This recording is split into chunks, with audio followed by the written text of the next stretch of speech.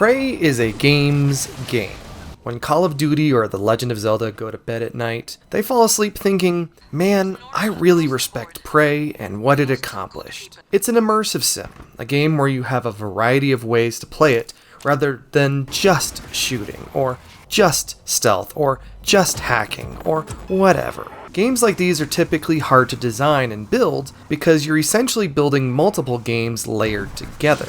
Internally at Arkane, Prey was a spiritual follow-up to their own Ark's Fatalis, a complex dungeon crawler and their first game. But Prey was also a spiritual successor to the System Shock horror games, which were also immersive sims. So Prey was exciting to fans of all of those games, which, to be fair, was not a lot of people. And yet, Prey's stellar reputation seems to only exist in the minds of its die-hard fans. It didn't sell terribly well, to the frustration of its developers. Critics seemed to play it half a dozen hours and then pawn it off as another one of those, but done pretty well. And everyone was ultimately confused about how it tied into the action shooter of the same name that released over a decade prior with an indigenous protagonist. From the initial CGI Groundhog Day-esque time loop teaser to its complex simulation gameplay, this Prey was definitely not a game that was easy to pick up and play like that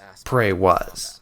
In fact, this Prey was not like that Prey at all. Prey 2017 was originally going to be my 8th review, and playing it back in the summer of 2017, I was getting the same vibes as many of those cynical games professionals. It played like a straightforward homage to System Shock 2, and with all of its Art Deco stylings, it looked like a straightforward homage to BioShock. It was very easy from the 7 hours I invested to believe that it was a high-budget lift of both of those games, barely more than the sum of its very borrowed parts.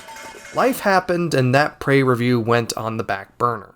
But 5 years, 10 reviews, and a whole bunch of critical immersive sim analysis later, Prey makes sense, and it really is the triumph that it always has been, unrecognized, unappreciated, and undersold. So what is it about this game that makes it so appealing to such a small, passionate audience? And if you aren't a fan of these games at all, what are you missing out on? Let's morph into a coffee cup and find out. It may not be the first, but it is the nth review, number 18, for Prey, brought to you by my patrons at patreon.com/thenthreview.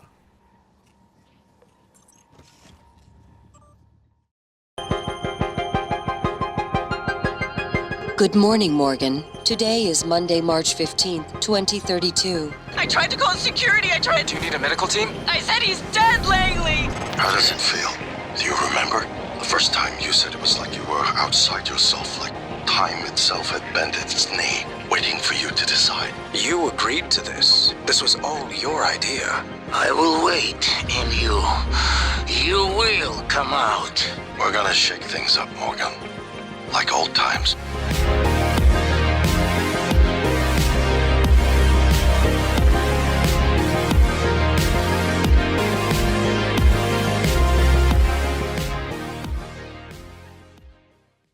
So first off, I have to get it out of the way that before I reviewed this Prey, I did review the Human Head and 3D Realms action shooter Prey. And while it has basically nothing to do with anything that follows in this video, it does set up the confusion around the names, or really, the name. That game was also vastly underrated for what it was trying to do thematically, and so it was really my goal to highlight what people missed about it, and to give the game the proper credit I thought it deserved. So go check out that review, and like and subscribe and all that fun stuff. What I will absolutely recommend you do, if you haven't done so already, is watch my review of the System Shock series, because this game strongly adheres to the technological, aesthetic, and philosophical trajectory of those games, and a lot of this review will reflect on what those games accomplished and how this game exceeds them. So this is the perfect point to pause this video and check that out. I'm not done recommending videos, so hang on. So much of my understanding of how Prey came together is based on Noclip's amazing documentary about how Arkane made it, which I've linked below.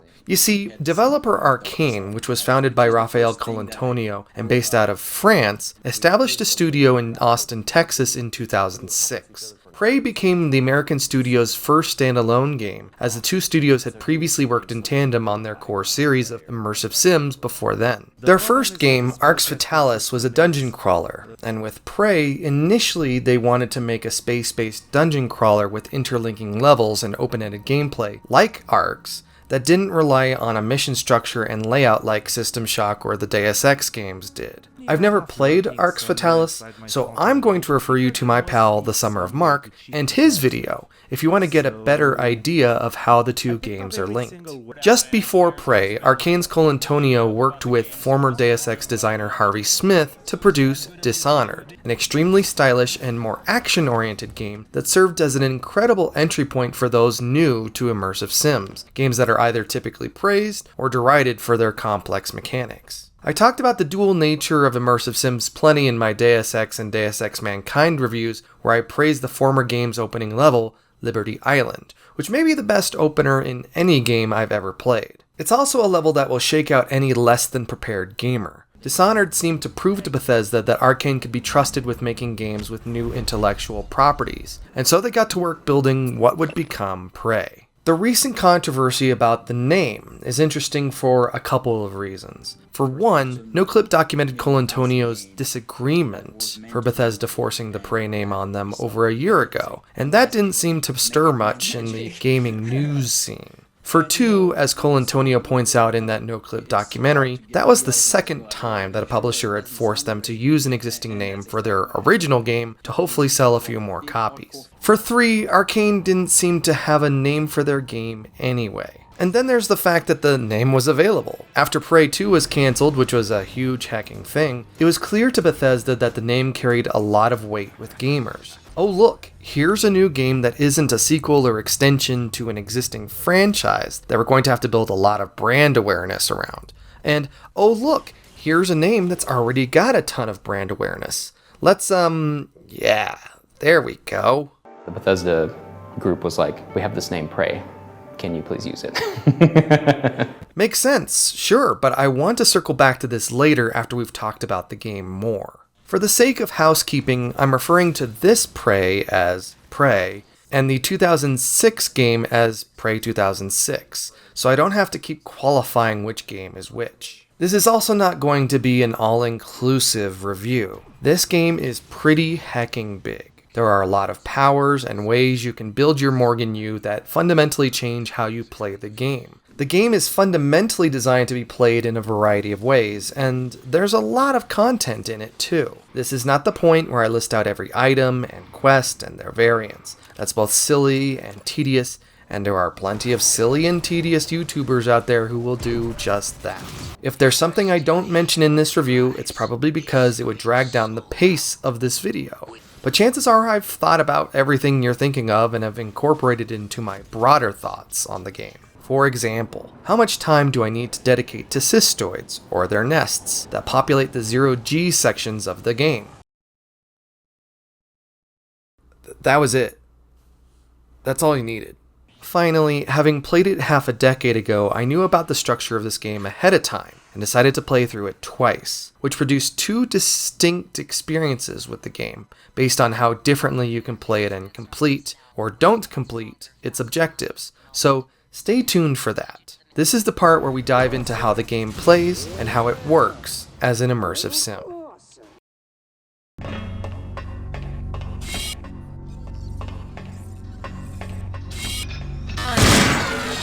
When I mentioned earlier that Prey takes a lot of stock from the System Shock games, I meant it. And when I mentioned that you should check out my System Shock series review, I meant that as well. Because Prey is essentially a spiritual System Shock 3. It's so System Shock 3 that it makes the real System Shock 3, by all reports of its development leading over to its handover to Tencent, look like it was small potatoes in comparison to the design and ambition of this older game. I'm going to be comparing and contrasting Prey with a number of other immersive sims, but taxonomically, the closest this game adheres to is Irrational and Looking Glass's System Shock 2. So I'm going to break this chapter into two portions. The first will be the inspiration of how these two games are similar, and the second will be the simulation of how these two games are different. On its face, it may not seem fair to shackle my evaluation of Prey to a single other game, at least initially, but that also speaks to the game's big flaws in not appealing to a larger audience, something we'll get into. So let's enter Part A and explore how Prey feels inspired. Coming off the System Shock games, the most obvious borrowed mechanic is amnesia. Your character, Morgan Yu, awakens in a very dynamic and strange situation with no idea what's going on. The hacker did this on Citadel Station, the soldier did this on the Von Braun. You do this on Talos 1. Protagonist amnesia is a strong trope in video gaming for some mechanically sturdy reasons. Number one, you know as much as the protagonist does, which is basically nothing as it starts, and you learn with them along the way. Number two, this is an excellent reason for you to build a character from scratch that's been wiped of any of their previous abilities or been granted new ones as part of the reason why they have amnesia. And three, amnesia is a really good reason to spend the entire game plundering levels for clues about the terribly bad thing that happened, which caused all of this chaos to begin with. Piece by piece, character by character, you get to build out your knowledge of the story in a self-directed way, to as little or as much detail as you want to, culminating in a finale that ties it all together and with some extra credit if you go the extra mile. But Prey's amnesia feels more like baked-in consideration than vague contrivance, because the game has the technological and logistical ability to tell a more complex story than System Shock 2 did nearly 2 decades prior. The biggest reason why is the time loop introduction that really helps to frame what's going on with your character and the world around you. When we talk about the story in Chapter 4, we'll come back to this. So let's talk about the character abilities that you build from this game, node by node. Like so many modern games, immersive sim or not, your character has branching talent trees that enable you to gain and augment new abilities. Rather than starting you out with all of your awesome abilities, which would be overwhelming and create the opportunity to overlook the usefulness of some of them without an opportunity window to understand and use them, immersive sims like Prey let you pick and choose the abilities that you want over a period of time because, well, you want them. The currency of this ability to embiggen your character are neuromods, which look like medical guns with needles that you jam into your eye. Hence, Morgan's red eye in the initial promo that Alex mentions once in the actual game. It doesn't actually mean anything. How's your eye? Still red? You find neuromods throughout the game, sometimes in multi-pack cases. In System Shock 2, this currency was cybernetic modules, and more often than not, they were drip-fed by Shodan for completing her story objectives. Prey's 6 talent trees can be grouped into the generalized human skills and the alien Typhon abilities, or Psi abilities. For this review, I dreamt of these 2 classes of abilities forming into completely distinctive experiences, requiring the 2 playthroughs to create 2 different experiences. But really, not so much. The human abilities are important to your character's core. Not only do they dictate specificities about how good you can hack, your ability to lift heavy objects, or how much damage your wrench melee causes, it also dictates how much health, stamina, or even psi ability you have, which would obviously be important if you made progress in the alien skill trees. Because of this, and the fact that you don't even unlock the alien abilities until a few hours in, it's very clear that you can't effectively or easily play exclusively with alien abilities. Likewise, playing a human build, I'm so glad I dipped in for a single Typhon ability that made combat immensely easier when ammo wasn't very plentiful or useful. As you invest in the alien abilities, you can cause all kinds of specific damage to them. You can control robots and men's minds alike. You can even become objects within the world that make stealth easier, if you're into that.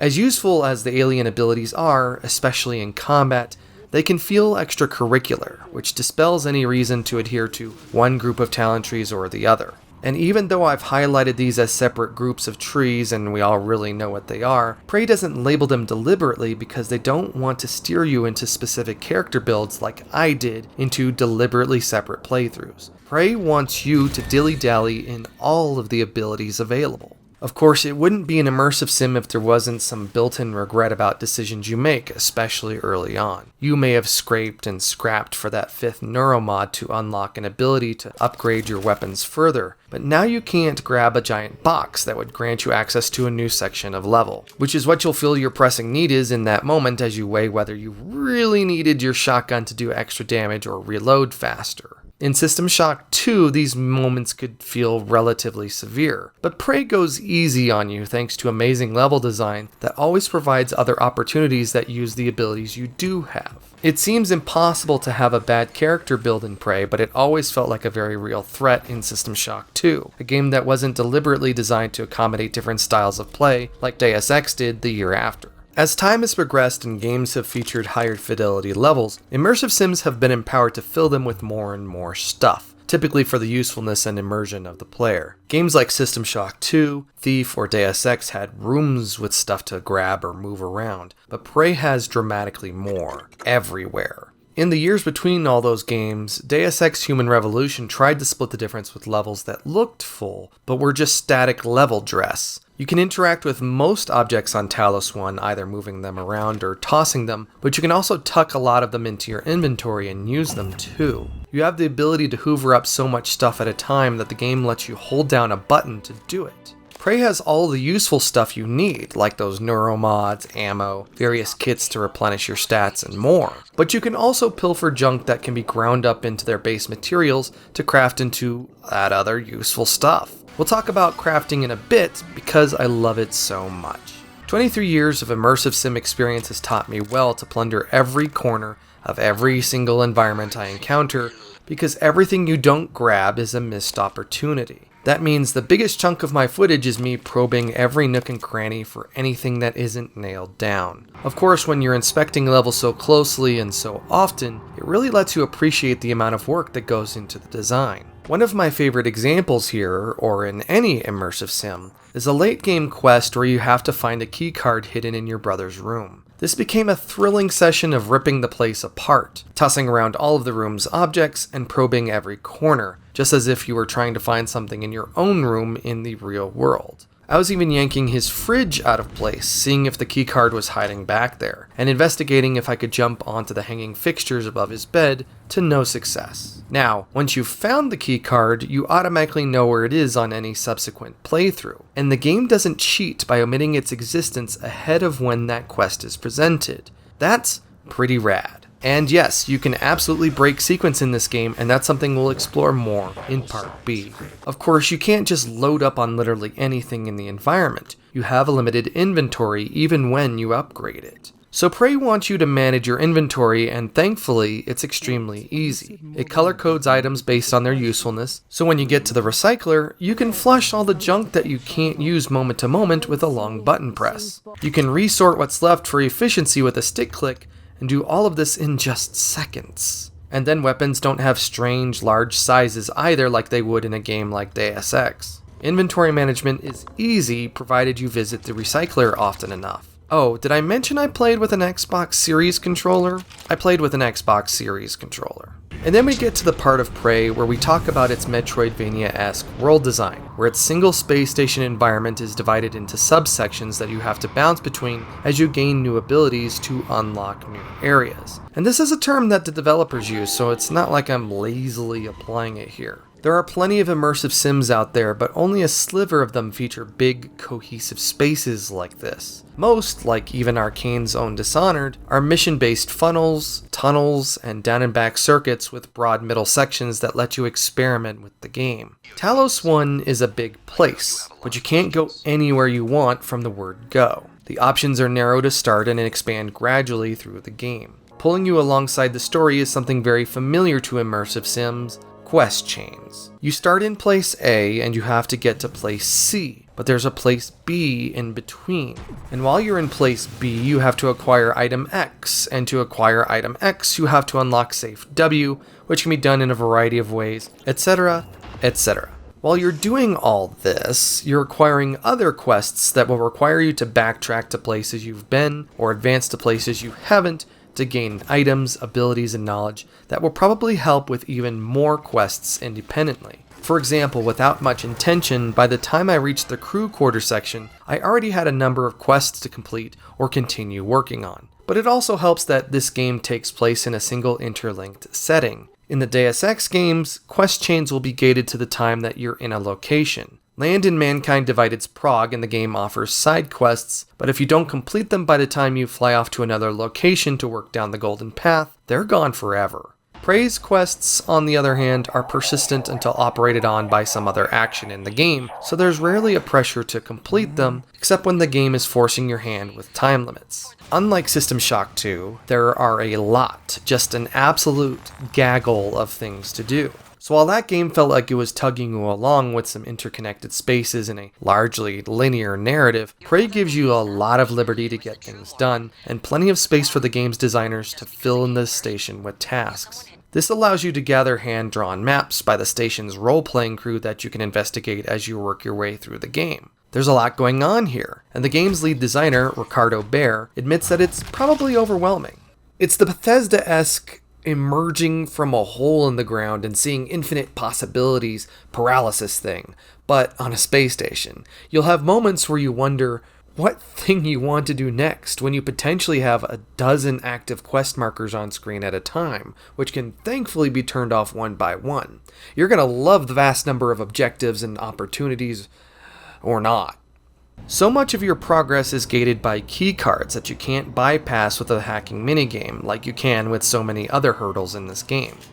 This meant that there were sections of the station that I didn't visit until my second playthrough. And to its credit, I didn't actually need to. The game presents a station so big that even if you don't visit, say, a quarter of it, it won't affect you completing the game. But the parts I skipped over weren't out of some intent to speedrun the game, they were just, I got the credentials later and then never came back to that section of the station again. The fact that quest designers didn't toss out strong lines to send me back through those sections actually made those spaces feel more realistic, and the station even bigger than it was. For example, it felt like I had to go through every bit of Bioshock's Rapture to move on to the next section. Now, because I haven't mentioned it yet, I may as well drop it here. My second playthrough was a New Game Plus run where you get to keep all of the abilities you unlock from the previous playthrough, and you get to add more on top of that. I'll elaborate more later on, but basically, you can bump up tools like your jetpack to double, triple, quadruple jump over spaces to get where you weren't normally supposed to go at that point in the game. It both allowed me to break sequence when I'd already done a lot of the heavy lifting in the first playthrough, like not needing to tear apart Alex's apartment again, but it also let me explore those spaces I'd missed the first time around. And it never felt like I was cheating, it all felt very intentional, and that was very cool. That said, my second playthrough only took 13 hours versus the 25 hours of my first. Throughout the game, levels provide you with operators, which are this universe's flying robots, that allow you to top off your trio of stats, health, suit, and psi, for free. And I emphasize the free here. Deus Ex had healing robots that didn't cost any player resources, and System Shock 2 had healing beds, but System Shock 2 could grind to a halt like it did in my review, because everything cost nanites, which is the game's currency, or relied on the game's finite number of items. It was easy to break that game running out of critical resources just doing the mundane stuff you needed just to play it. I made a video about it, but like those games, you have to seek out Prey's operators in each section independently. This means each area will be more intense or convenient before you summon them, which may or may not require you to backtrack to a previous portion of the station when the going gets tough and you're out of medkits or hypos to get you through. It didn't seem to happen here as often as it did in System Shock or Bioshock, but maybe it gets a bit more dire if you play on the highest difficulty or with survival mode turned on. What Prey also enables, like any of these games do, is save scumming. This is when you make a save right before making a decision in hopes of making the best possible one, but then reload from that save if things don't go quite as you planned. It's a way to live without consequence, and different immersive sims are more or less conducive to this. Prey, for instance, makes it so easy to quick save that it just became a split-second act of muscle memory whenever I needed to do it. Someone had yelled at me about save scumming my way through the Thief games where getting caught should mean thinking on your feet and creatively evading guards until shit cools down and they forget you're there. And I get that to some extent. That's excluding the games where the levels were extremely tight, and evading the guard often meant just racking up more attention from other guards, and or just running in loops nonsensically until you end up cornered and dead. But there's no reason to relitigate that series. I made a video about it. The thing about Prey as opposed to Thief or even Deus Ex is that failure is pretty immediate.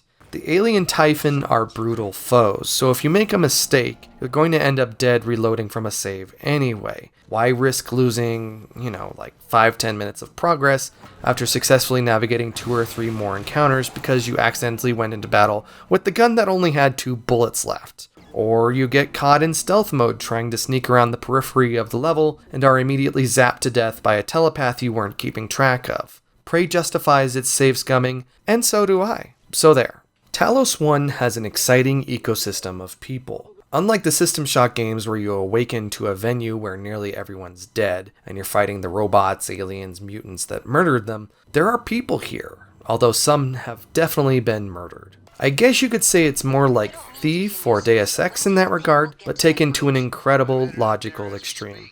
You see, Prey keeps track of all of the 267 people assigned to Talos 1, dead or alive. Each one, with I guess a single exception, has a tracking bracelet, and there are terminals throughout the station where you can select individuals and find them. Everyone is accounted for, and a couple quests use this as a mechanic, but you won't find it very useful beyond them. This is especially cool when you consider that the inhabitants of the Von Braun or Citadel Station were just sprinkled about like decoration, and because of technical limitations looked the same too. One of the biggest bummers of System Shock 2 is that Marie Delacroix, a key figure on the Von Braun, is someone you talk to until just moments before you find her dead. In Prey's earliest hours, however, you don't really get a sense of the station's populace, except in the form of those corpses, or those who are being murdered in front of your eyes, or have already been converted into energy alien monsters. The people who are still alive are all in hiding. You have to seek them out. In that way, it does evoke the loneliness of those other horror immersive sims with the exception of the robotic operators you meet along the way. But you do gradually meet more and more people, and then eventually come upon a group holed up in the cargo bay. One of my favorite moments in the game is setting them up for a confrontation with the Typhon in the adjacent warehouse. Or not. The station's security chief is here, and she wants you to set up some turrets where everyone else is lining up to mow down the alien menace. That's a recipe for success, but if you were, say, malevolent, you'd open that door and let the survivors fend for themselves. Those who get killed are briefly eulogized, and that's really, really cool. Tomiko didn't deserve this. Of all of us. The human characters are animated, but the faces could definitely use more work. The aforementioned security chief Elazar looks like a Yap Muppet, unfortunately, and many of the other characters aren't much better articulated. There are a handful of characters that get the extra mile treatment as far as animation, and it shows, but they're also fairly rare encounters. This dovetails with the fact that your interactions with NPCs aren't particularly meaningful or have any real depth. Yes, you can interact with them to create or accomplish missions, but this is a button prompt. There are no conversations to be had, there are no dialogue trees to navigate, there's no one to persuade with a speech check or buy stuff from. Aside from Deus Ex, this is actually par from the course, but I guess with how sophisticated everything else is in this game, I thought there'd be more here. There is a cool trick though. If you're in ailing health, NPCs will comment that you should probably go see a medical operator. But not having a direct personal connection to the NPCs kinda works. A favorite quest of mine involves the chef Will Mitchell. You meet him after purging the cafeteria of a telepath that's floating around there. He says he'll open up the kitchen for you if you retrieve an award from his room, and he slides you his room key. When you get to his room and start listening to audio logs, you realize that something is wrong. The Will Mitchell in the audio logs looks and sounds different than the guy you just met in the cafeteria. And when you come back to the cafeteria, you can't present this knowledge to him, so you have to go along for the ride, which involves getting trapped in the freezer to die, rummaging through the foodstuffs and the bodies of those he's murdered. On my second playthrough, I killed this imposter before he could lead me into the freezer, and the game didn't seem to notice until the very, very end. There are other decisions you'll have to make about characters that the game doesn't judge you about, which makes them feel natural. We'll talk about that more a bit later. But it would be foolish of me to talk about characters in an immersive sim without mentioning audio logs, the mechanic by which NPCs deliver all of their historical information. I talk about how audio logs came about and how they work in my System Shock series review, but in brief, they exist because Doug Church didn't like real-time dialogue and dialogue trees, especially since players were just navigating pre-made conversations. For System Shock, they opted out of dialogue with other NPCs entirely by simply murdering everyone you could have a conversation with, then used audio logs to deliver information with pre-recorded dialogue or one-way voice messages. This quickly became a trope in the immersive sim genre, particularly with Ken Levine's System Shock 2 and BioShock games. But it also became an extremely stilted way for the game to deliver information. Prey addresses these issues in some incredible ways. For starters, building on System Shock 2's reputation for bringing in actual voice talent, the voice performances in Prey are amazing. Whether it's your brother tugging you along, or an employee getting jealous of someone taking credit for his project, this stuff is streets ahead of the good old days when audio log recordings were populated by the designers, secretaries, and random staff they happened to manage to get into the recording booth. But then there's the form of the audio logs themselves. The dead can't speak, obviously. So if they have information you want, what else are they gonna do? Write it down? I mean, that's one way to do it. In games as old as System Shock or as new as the Eidos-Montreal Deus Ex games, audio logs became lazy data dumps. So you'd get a lot of logs like, hey, this is Nick. There was a security incident in the Tony Danza factory, so we had to reset all the key code combinations, including the one to the very important safe under my desk that has lots of vital documents. So the new key code to my safe is 0451. I'm just saying that out loud so that someone knows, maybe me in the future when I'm dead. And so audio logs began to feel very contrived over the years as a crutch to deliver exposition and mission critical details. I mean, hell, even Doom 3 had them. By the way, incompetence by the person recording or the person they're referring to is a pretty critical trope in any immersive sim. So, how does Prey do these differently? One word: conversations. The audio logs of Prey are built on the premise that they're recorded interactions between people rather than secreted away, data-rich monologues that you have to uncover. When I thought about it, it kind of blew my mind that every other immersive sim believed that audio logs could only ever be recorded by one person, which really limited their narrative function. But here, the audio logs tell stories of things that happened, of things that would have happened, of relations that began and ended before the Typhon got loose. Prey's audio logs make the world of Talos 1 so much bigger than its physical size by building the idea that this was a community before the disaster, rather than a place where hundreds of people just happened to cohabitate in.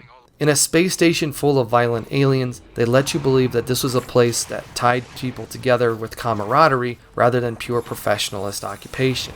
There are still plenty of captain's logs and solo recordings to find, especially the ones that Morgan recorded for himself. But they happen with a quantity that makes them believable, and they never boil down to data dumps to benefit some future player. All this said, the game does have a venue to dump critical key codes and other security information with the game's email system. Thankfully, many of these are secreted away in the game's many terminals, so your interface doesn't get clogged up with yet another tab of information except for the most critical bits, like the actual door codes or safe combinations. While we're on the topic, Prey splits the difference on having to dig through emails and audio logs and write them out somewhere like the good old days, and having doors automatically unlock if you know the combination like the latter-day Deus Ex games. Prey will provide the uncovered combination at the respective lock, and then require you to type it in manually. It works for me. So now we graduate into the immersive sim components that Prey brings to the table through complex simulations and clever design. Operating more like a clockwork giant than other games in this class, similar to a full Bethesda RPG, Prey invites unique situations to percolate moment to moment, with more ways to play with the abilities and tools you're given, and a much larger playground to test your imagination. So many of these systems interlock, from the physics to the level design, multiplying their effects and possibilities. Gluing a flying Typhon in a tall space will cause them to splat when they hit the ground. You can set random pools of oil on fire to set enemies on fire. Maybe you knock out an enemy operator and repair it with the hopes it'll be on your side, but it turns on you immediately because you're an idiot. There are too many anecdotes to list here, really, but it sets Prey apart from a classic like System Shock 2 or Deus Ex, where the simulations are limited or non-existent. Prey is far more like the bright playground of the original System Shock than its sequel. That first game was built on providing plenty of inputs for plenty of outputs.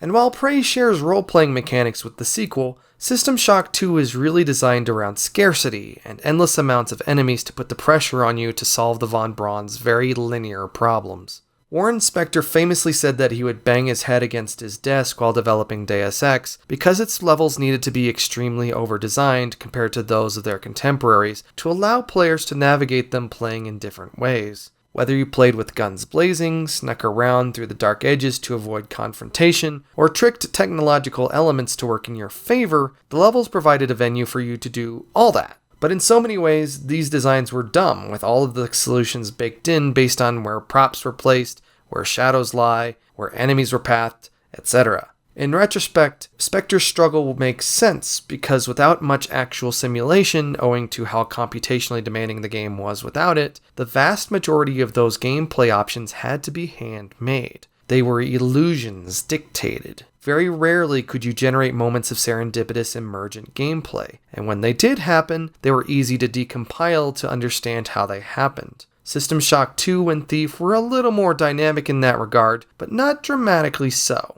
So then it's unfortunate that despite the vast increase in technology and processing power, the latter-day Deus Ex games never really felt the need to prove out how important simulation could be for immersive sims. As I point out in my reviews for those games, they rely so heavily on vents as a crutch to allow you to bypass environmental hazards that it's comical. If you watch the tail end of my Deus Ex Mankind Divided review, I even did a supercut of all the vents I went through, and they're nearly all of a uniform construction, independent of where they're implemented. It's honestly laughable despite the rest of the game's strengths. But the original Deus Ex and the System Shock games and the Thief series walked so that Prey could run. And so when Prey really gets going, it truly feels like a next-generation experience, even compared to those Montreal Deus Ex games. Prey isn't quite the mile-wide and the mile-deep simulation that System Shock designer Doug Church dreamt of, but it's the closest game to that ideal yet, and I'd love to hear his thoughts on it. To understand why Prey simulations are successful, we have to start with the game's base plate, the level design. The slices of Talos 1 you play in are big, decorated, dense, and complicated designs that are far more than decorum. I can't emphasize enough how functional these spaces are for the player versus just being pretty. I mean, no, you can't take a wrench to a fixture and break an airlock or something, but you can climb on things, you can move things, you can loot things. It's not just there to fill space like other immersive sims. I got far more utility and experience per virtual cubic foot in Prey than any other game before it. There's a resolution to the level design that allows you to intuitively try to solve problems in ways that are stilted in other games that have less detail. This station allows you to experiment, find places behind the scenes, or reach places you probably shouldn't, and that's okay. For a few examples, there have been exploding barrels in games forever, but their capacity, size, placement, and situations they can be used in here make their use feel more organic rather than a contrivance. Add in a bunch of flammable gas lines all over the place and you get really dynamic situations for setting traps or gating and knocking out enemies. Prey has vents, of course it does, it's an immersive sim, but they're not like the chutes and ladders detours of other games to bypass most of the action when your character isn't spec'd right. Seriously, I just mentioned how much of a contrivance they were in the newer Deus Ex games where they span for miles to get you to really weird places. It really almost feels like cheating. But in Prey, vents feel organically entangled, like they're exposing service areas of this station that would need to exist even if you didn't have access to them. Vents here create access to new spaces you normally wouldn't be able to get to rather than just serving as a Mario pipe. The complexity here is in part brought by how much more sophisticated level design is now versus 2 decades ago. Creating a space now requires multiple teams with different aims, broader than more specific, versus a single designer like Larry Smith building levels before the rest of the team filed into the office. The sophistication and opportunities here invite players to, more than ever, use their intuition to solve things. Solutions then feel like something you figured out and improvised, rather than just having the right skill at the right time, although that does happen here from time to time.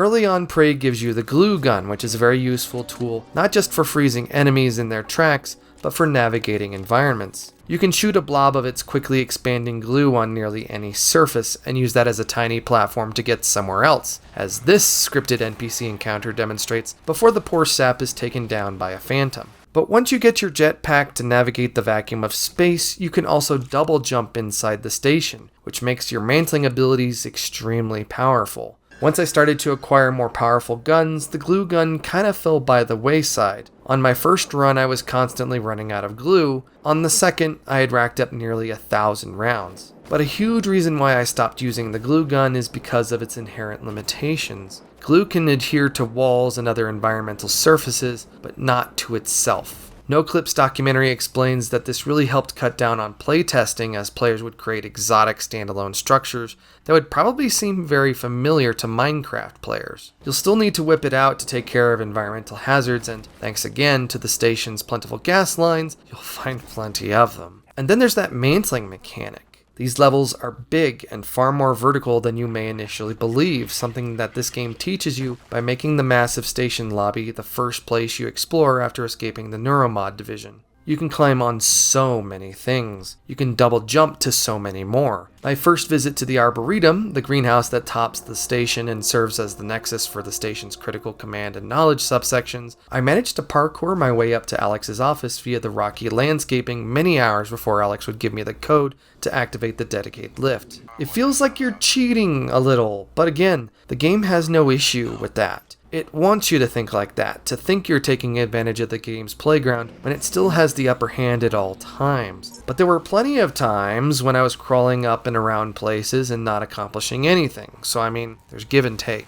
The game is happy to regularly dole out homework for you to figure out to satisfying results. I've talked in previous reviews about how much help games should give you to solve puzzles or resolve missions and quests. There's a spectrum. On one side, you have the obtuse objectives and waypoints of, say, Thief the Dark Project, which you feel the full effect of playing it for the first time ever. This lack of guidance can cause you to get lost in its levels, trying to figure out very simple things, and it's not a great experience. On the flip side of the spectrum, you have the action games that point an arrow at exactly what you need to do, and where to go, and what to pick up, and you're basically painting by numbers. Prey, with an incredible amount of satisfaction, files alongside Deus Ex in requiring you to do some homework, but giving you enough references to work with. So it's like, over here. There are arrow indicators throughout the game to guide you, and you can turn them on and off, but they're more of a broad indicator about what to do than anything. An example where Prey shines this way is when you get to the cargo bay. Outside of it. Dr. Igwe is trapped in a sealed container in space, but running out of oxygen. You have the option to save him, but it's not very obvious how to do it. There's a terminal nearby inside the blown out cargo bay, and I guess you could intuit if you found it, that you can type in the 4-digit number on the side and it'll automatically pilot back to a dock and make its precious human cargo accessible. Or you can search the area nearby for an audio log from an unfortunate newbie who's instructed on how the whole process works. The game provides not just different solutions for problems, but layers of solutions for problems. That's the kind of stuff you bang your head against your desk trying to fill a game with. But the game is smart in other ways. Environmental hazards usually take the form of fire and electricity, but what happens when you're fighting an electrical phantom in a hallway that's flooded with water? Well, if you're me, it takes you a couple deaths to realize why you're getting murdered. When you need to reboot Dr. Calvino's Looking Glass server, which is a neat visual trick I'll talk about later, you have to figure out why it's not getting power. Another game would give you some detective vision or special scope to trace a lead back to a switch that you have to flip on, but here you just have to use your real human eyes to trace a lead back to a switch that you have to flip on. That didn't stop me from wandering around this room a whole bunch trying to figure it out, but it made the solution so much more satisfying. There are timed quests in the back half, like that Dr. Igwe cargo bay dilemma, that require you to go somewhere and figure something out, and they don't feel arbitrarily limiting. Instead, they provide just enough tension to force you to complete them in that moment versus delegating them to some other time. Still, rarely, the game did leave me kind of awkwardly stumbling around, like when I needed to figure out what to do with this hard drive in deep storage. Well, You're just supposed to approach the computer with it, and it automatically snaps into place. For giggles though, here's me hauling it around the level, just in case. And of course, the combination to your office is 0451. Rad.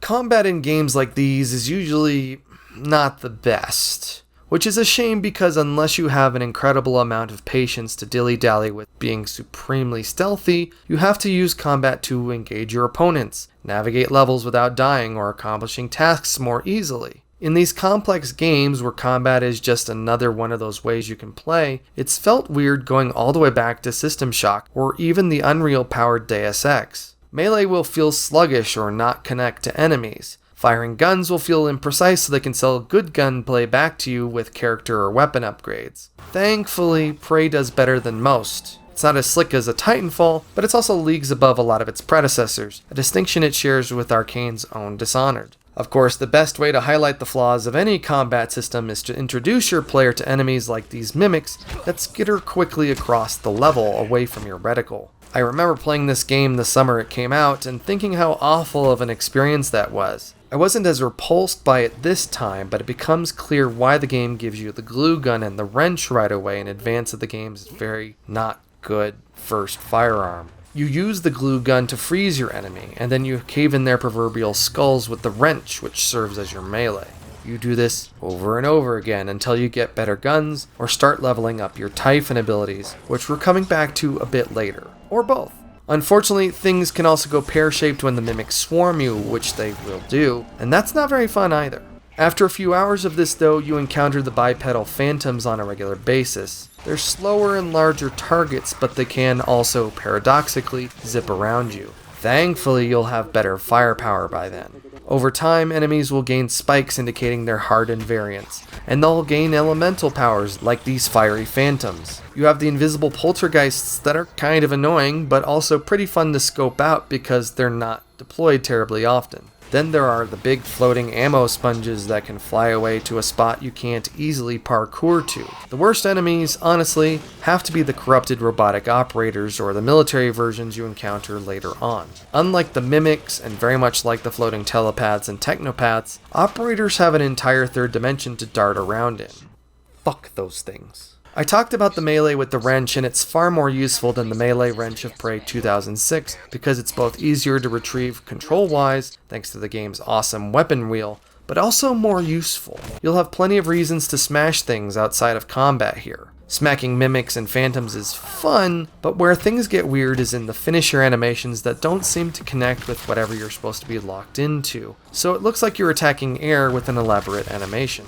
You also start with limited stamina, so the more you swing in quick succession, the less effective it is, requiring you to plan your strikes better. It's really great. Beyond the meh pistol, the shotgun became my firearm of choice, and once you've thrown some upgrades at it, one-shotting enemies is super fun. It also has this cool OLED-ish ammo counter that curves along the left side. I did have to justify to myself the Nerf gun.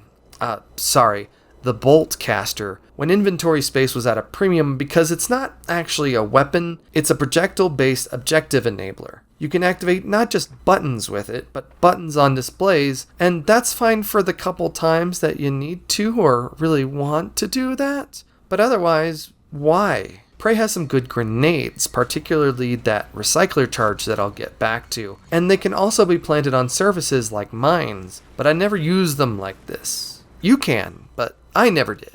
Of course, each enemy has its own strengths and weaknesses, and with the psychoscope mechanic, which you can get relatively early on, you can scan enemies to determine them and use the best tools to dispatch them. This also unlocks more of the Typhon abilities as you progress. Forget those storage rooms full of chemicals from older games. Just scan enemies like they're fickle QR codes. One nitpick here is that before you get the psychoscope, you can click in that right stick to zoom in with your weapons because there is no left trigger, right trigger gameplay. After you get the psychoscope, this big visually bulky and very audible psychoscope animates over your view, and that kinda sucks. Take any of these elements, the environments, the enemies, the weapons, or the research mechanic, and they're decent on their own. But put them together, as Arkane has done so effectively here, and Prey creates some of the most fun combat puzzles in any game I've played.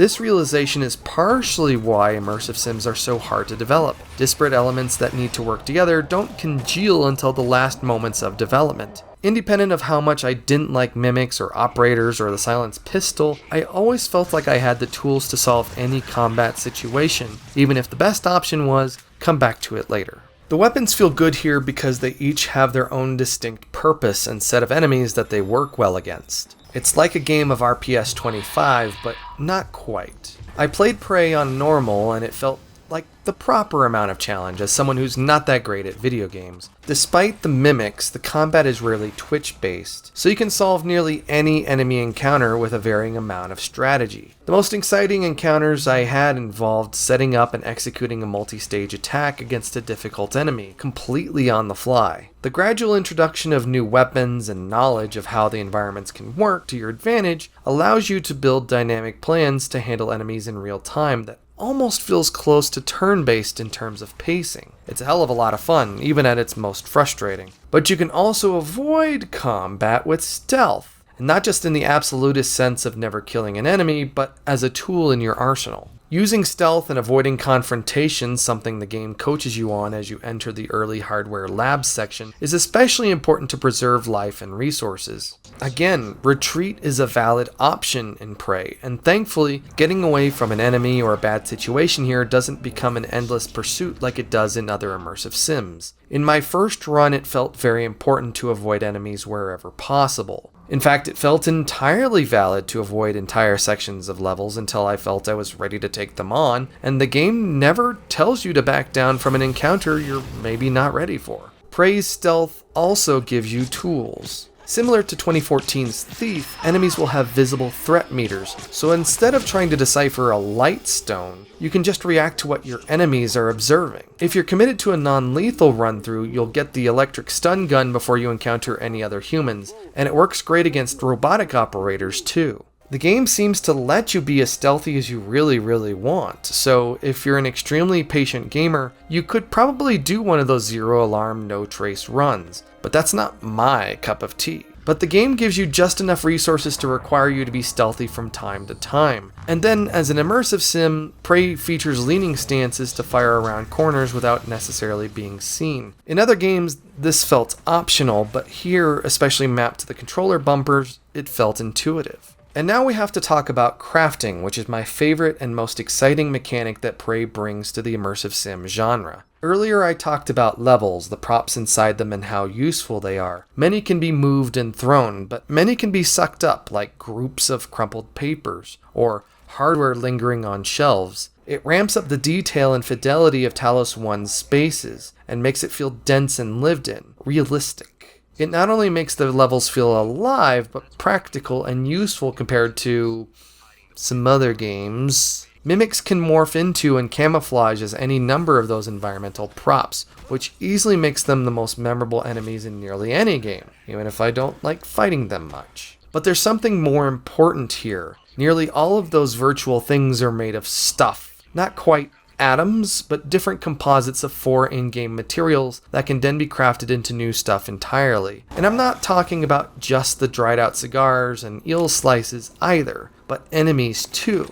In fact, with the recycler charge, you can convert them directly into those materials and cut out the middleman. And so you'll plunder these levels for every last scrap to help the cause. The gym's locker room section, with its rows of lockers to check, brought back memories of Thief 2's Shoals Gate Station, or my Deus Ex Human Revolution review, where I make that exact same reference. With fabricators, you can, fabricate stuff based on the materials you have. It allows you to dance around what the game doesn't give you by letting you make up the balance. You can even craft more neuromods to boost your abilities or make them more efficient, which increases your resourcefulness or, inversely, allows you to gain more materials. Prey's crafting models are vaguely similar to the vending machines of immersive sims like System Shock 2, where you're trading a universal currency, in that case it was nanites, for the inventory of a vending machine, which is typically limited in selection. In some ways it seems like an even trade, 6 of one versus half a dozen of the other, but Prey wants to emphasize the diversity of its material currencies and the vast number of things you can eventually fabricate.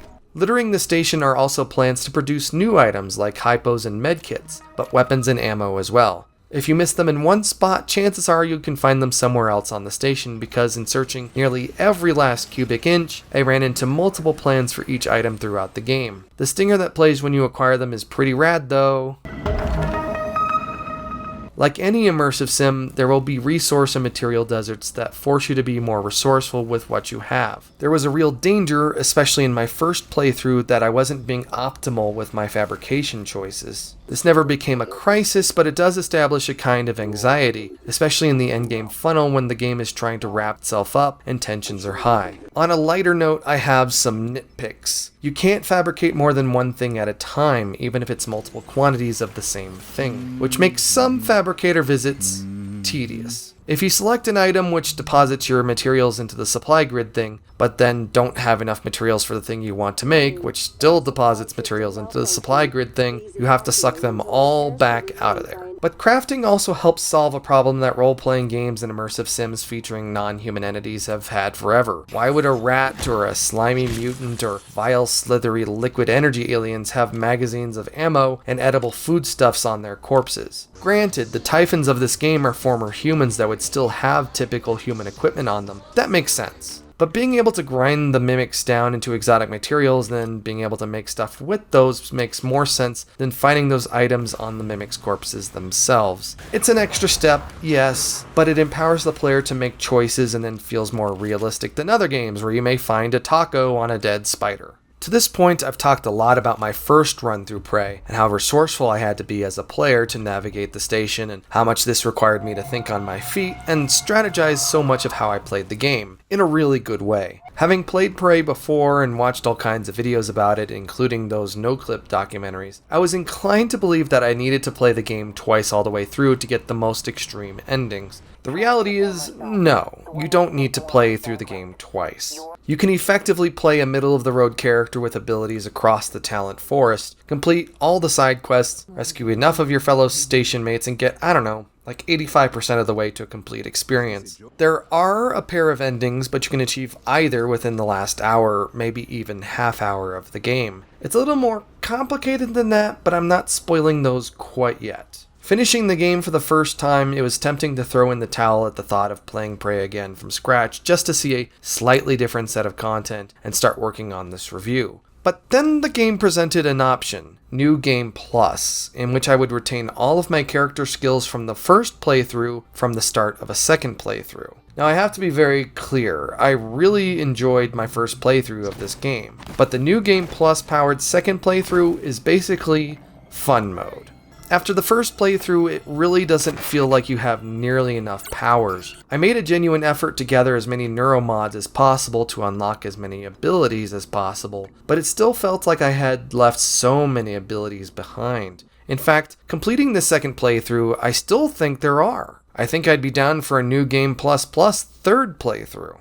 So what happened on this second playthrough as a result? I mean, you start out with all the skills you'd built out from the last time around, but none of the resources or weapons you'd acquired or upgraded.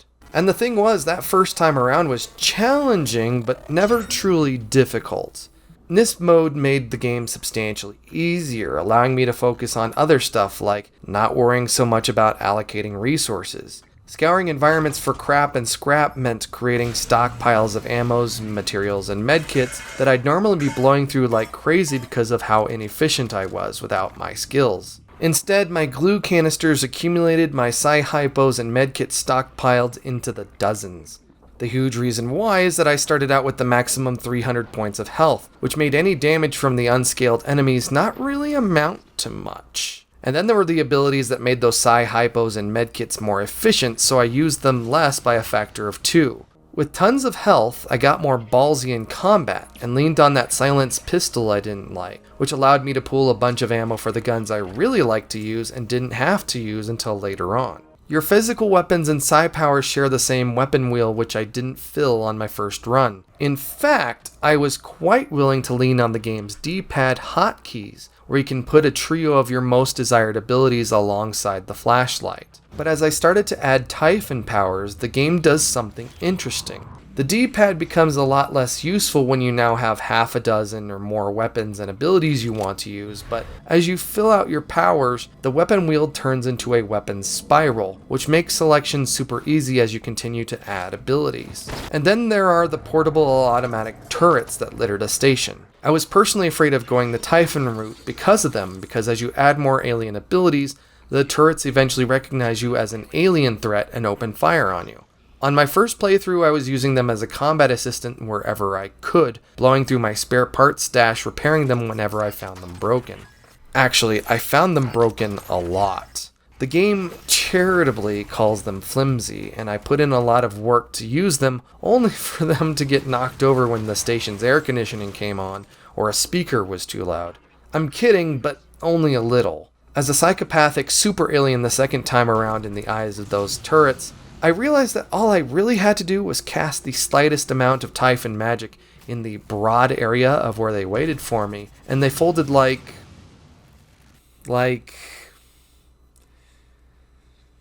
You know what I mean.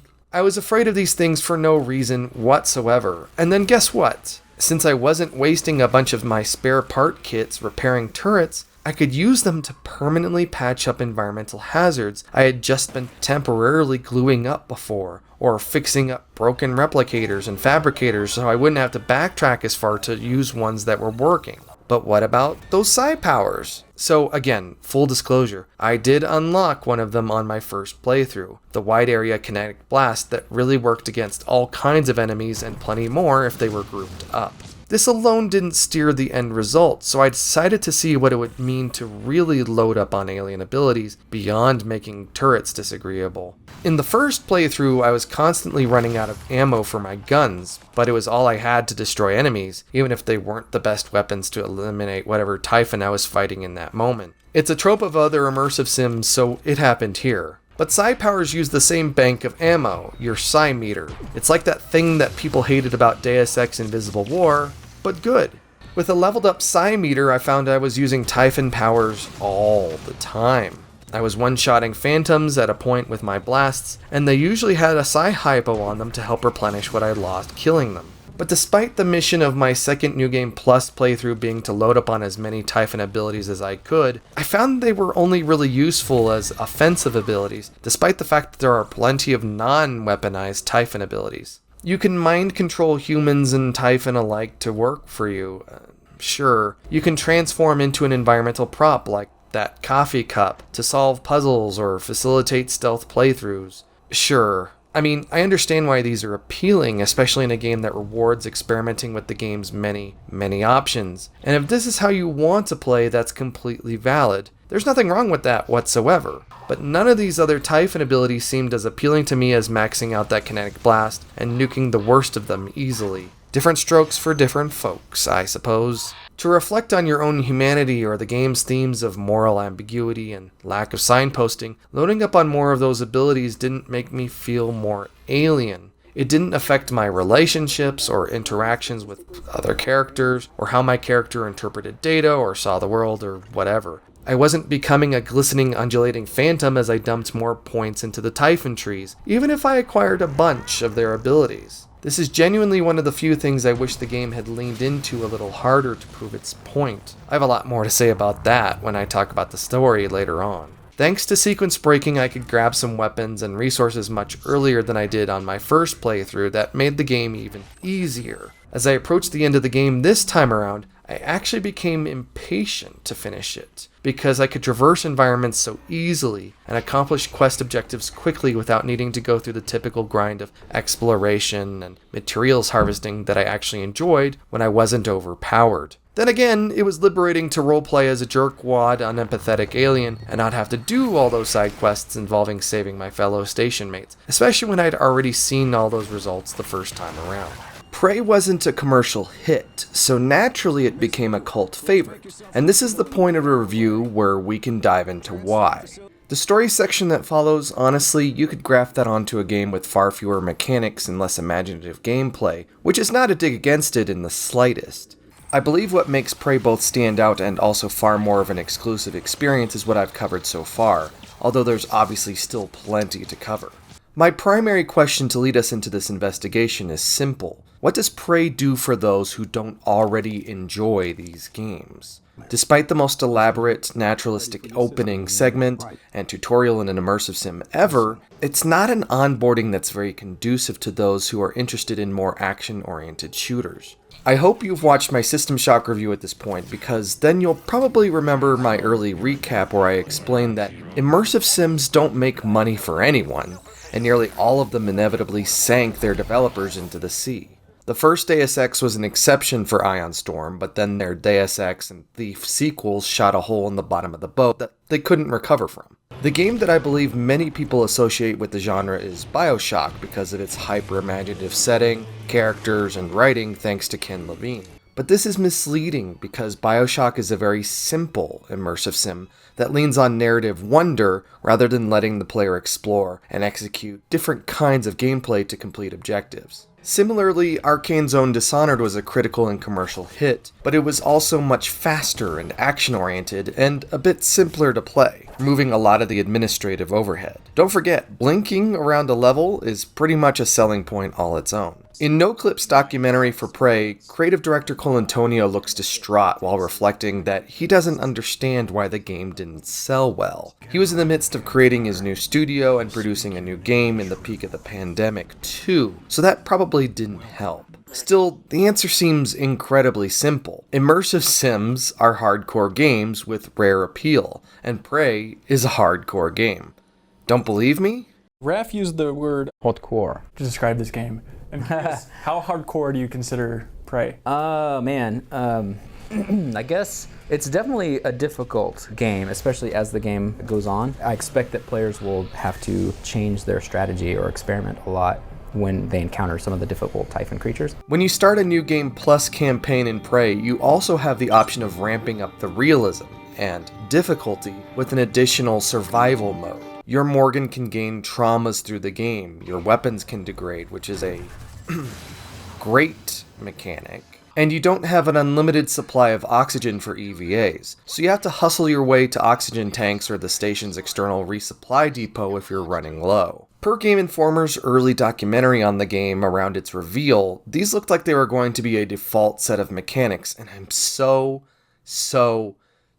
very glad that they weren't. I understand that there are people who want to play games that way, just like the supernova difficulty of The Outer Worlds, or the hardcore mode of Obsidian's Fallout New Vegas, but it ain't me. I can't imagine how much harder it would have been to sell the game with those toggled on by default. Prey is Deus Ex's Liberty Island, but as an entire game. And this is the closest a game has come to approaching that kind of open-ended gameplay from end to end. But it's not enough to know how to play Prey to get Prey. If you can play Call of Duty, you've got a lot of the basics down. The additional gameplay involving the secondary interface to manage your powers and weaponry, character building stuff, managing your inventory, navigating maps and objectives, and more, that should be pretty standard to most fans of AAA games. But Prey requires something additional, more than even other immersive sims, and that's imagination. Liberty Island quickly and harshly tossed out less equipped and less patient players who couldn't open their minds to the possibility, and made superfans of those who could.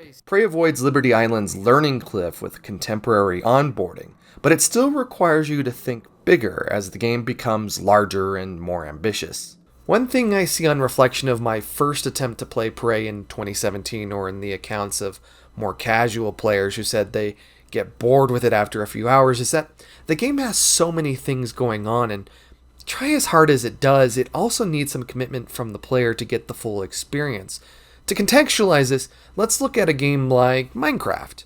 Just vanilla and with no mods to enhance or augment gameplay. If you've never seen or heard of Minecraft before and you're playing alone trying to figure out how to punch trees to get wood and the ground to get dirt and make tools, it can get difficult when night falls and the baddies come out and you don't know what to do except die. Now, compare that experience to being on a big Minecraft server with experienced players working with you and having existing facilities and chests full of tools for you to use. It's easier to understand the scope of what's possible in the latter versus the former, where you're really having to put in the commitment yourself. There's probably a whole video about the point in Minecraft's existence where the onboarding became common knowledge rather than something the game taught you about directly. But Prey doesn't have some big social scene to let you know about its possibilities, even as it teases out potential situations with, say, the glue gun.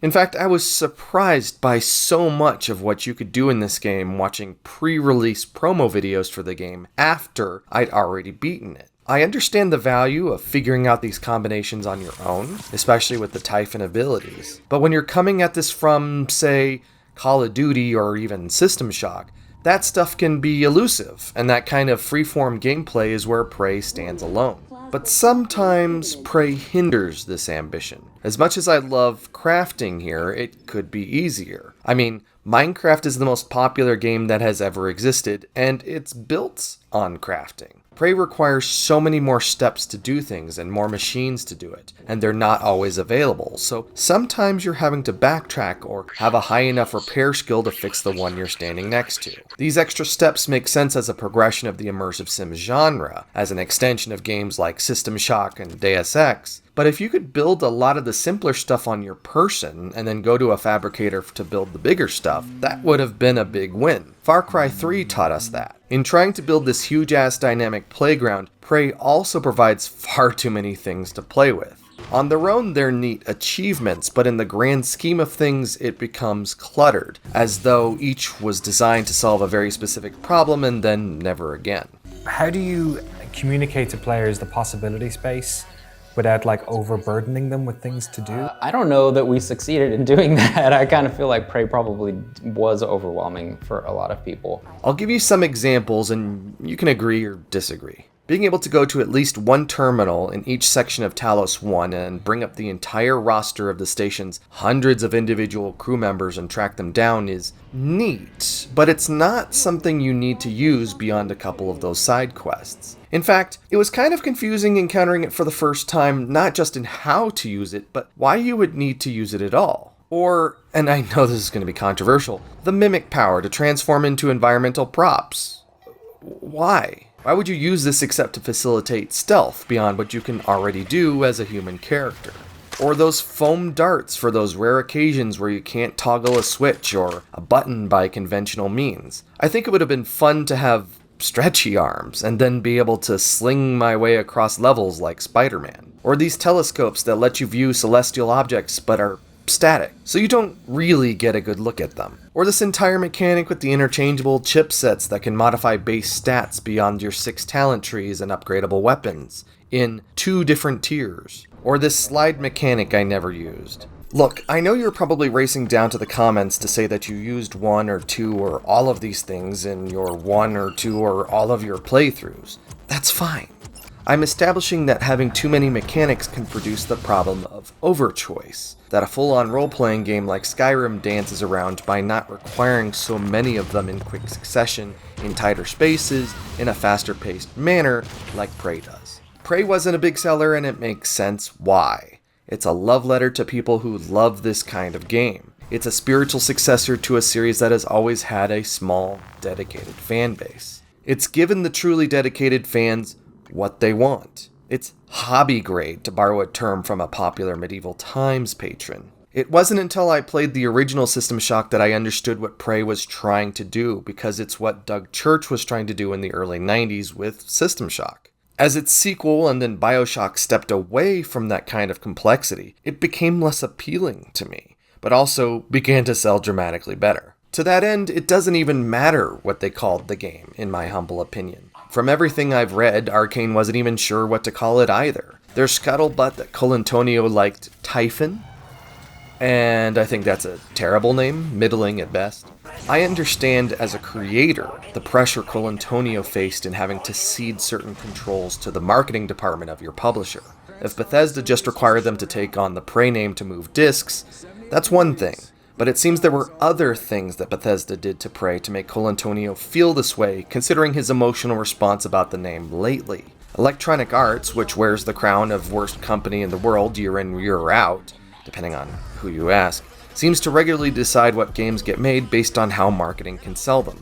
And to be fair to Colantonio, as we've explored in the Prey 2006 review, Bethesda could be a pretty crappy publisher pre-Microsoft with how they treated Human Head on Prey 2 or the whole Fallout 76 venture. Bethesda's made some really bad decisions over the years. But if you're going to have a science fiction immersive sim by Arkane of all people, there's already a pretty known quantity and type of gamer that combination is going to appeal to.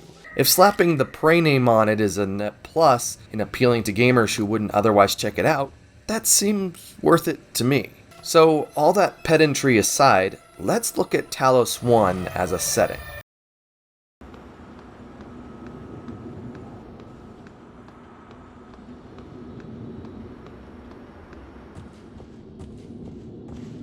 Talos 1 will hover in my mind as one of gaming's most memorable settings, in part because of its hierarchy of levels, its ability to hop outside, but also in its smearing of history. Talos 1 in the universe of Prey exist in an alternate timeline where President Kennedy wasn't assassinated, and the Soviets found a nasty alien thing that we would all wind up knowing as the Typhon. The TranStar megacorporation managed to get the whole thing privatized, building the station out dramatically from its measly origins as a Soviet space research outpost. As you enter the station's lobby early on, you can read all about this and play with all of the historical props, like this poster for what's clearly a space shuttle successor, or maybe what the space shuttle program became. As Patreon associate producer thesummerofmark puts it, the lamps are inspired by a Bauhaus design created by Wilhelm Wagenfeld. The posters sport Art Deco and early 20th century Russian avant-garde influences. Think Franz Ferdinand album covers. The environments are littered with 60s iconography and retrofuturists. It paints the picture of a world nostalgic for a past that never existed. Yeah, Prey embraces simulacra, which is this review's $5 word. As you break out of the game's introductory nugget, you're given a deluxe look at the station's aesthetic. The game isn't shy in the slightest about showing off its big ideas. You're immediately presented with a module of the station that mixes both modern displays and vacuum tube era electronics with massive tube displays that clearly haven't been used in a while. It's kinda like a really old American airport. Push through an airlock and you're in the Neuromod offices that are glossy and gorgeous, clearly inspired by the same Art Deco look that BioShock borrowed and introduced millions of gamers to a decade earlier. There's a lot of gold geometry here and geometric fonts with shiny surfaces, welcoming directories, and huge windows allowing you to gaze out into space that don't seem very practical. But it's pretty. As you move into the hardware labs, that decor blends into functional infrastructure, and you really begin to feel like you're in a space-based workshop. This sensation of kit-bashed themes continues as you work through the station. Some spaces feel more standard and orthogonal like you experience in other modern immersive sims, but others feel more decorated and pretty. Some feel newer, others feel older. It's really fun to encounter the original nugget that the station is built around, complete with its original Soviet machinery. It's all incredibly inspired, but if you tapped out of the game early on, it would be easy to miss how deep this rabbit hole goes. There's a hard science fiction edge here that I talked about in my System Shock review that reflects what the genre looked like in Star Trek or 2001, before Star Wars changed everything. The Von Braun feels very inspired by 1970s science fiction, but this feels like something inspired by the actual physical science that NASA developed to get people and, well, stuff into space back then. There are tokamak-looking things here, and the station's fusion reactor looks like a modern ITER plasma chamber render. There are a lot of complex scenes here with exposed infrastructure and machines that feel like they would cause a lot of harm to the station if you could damage them.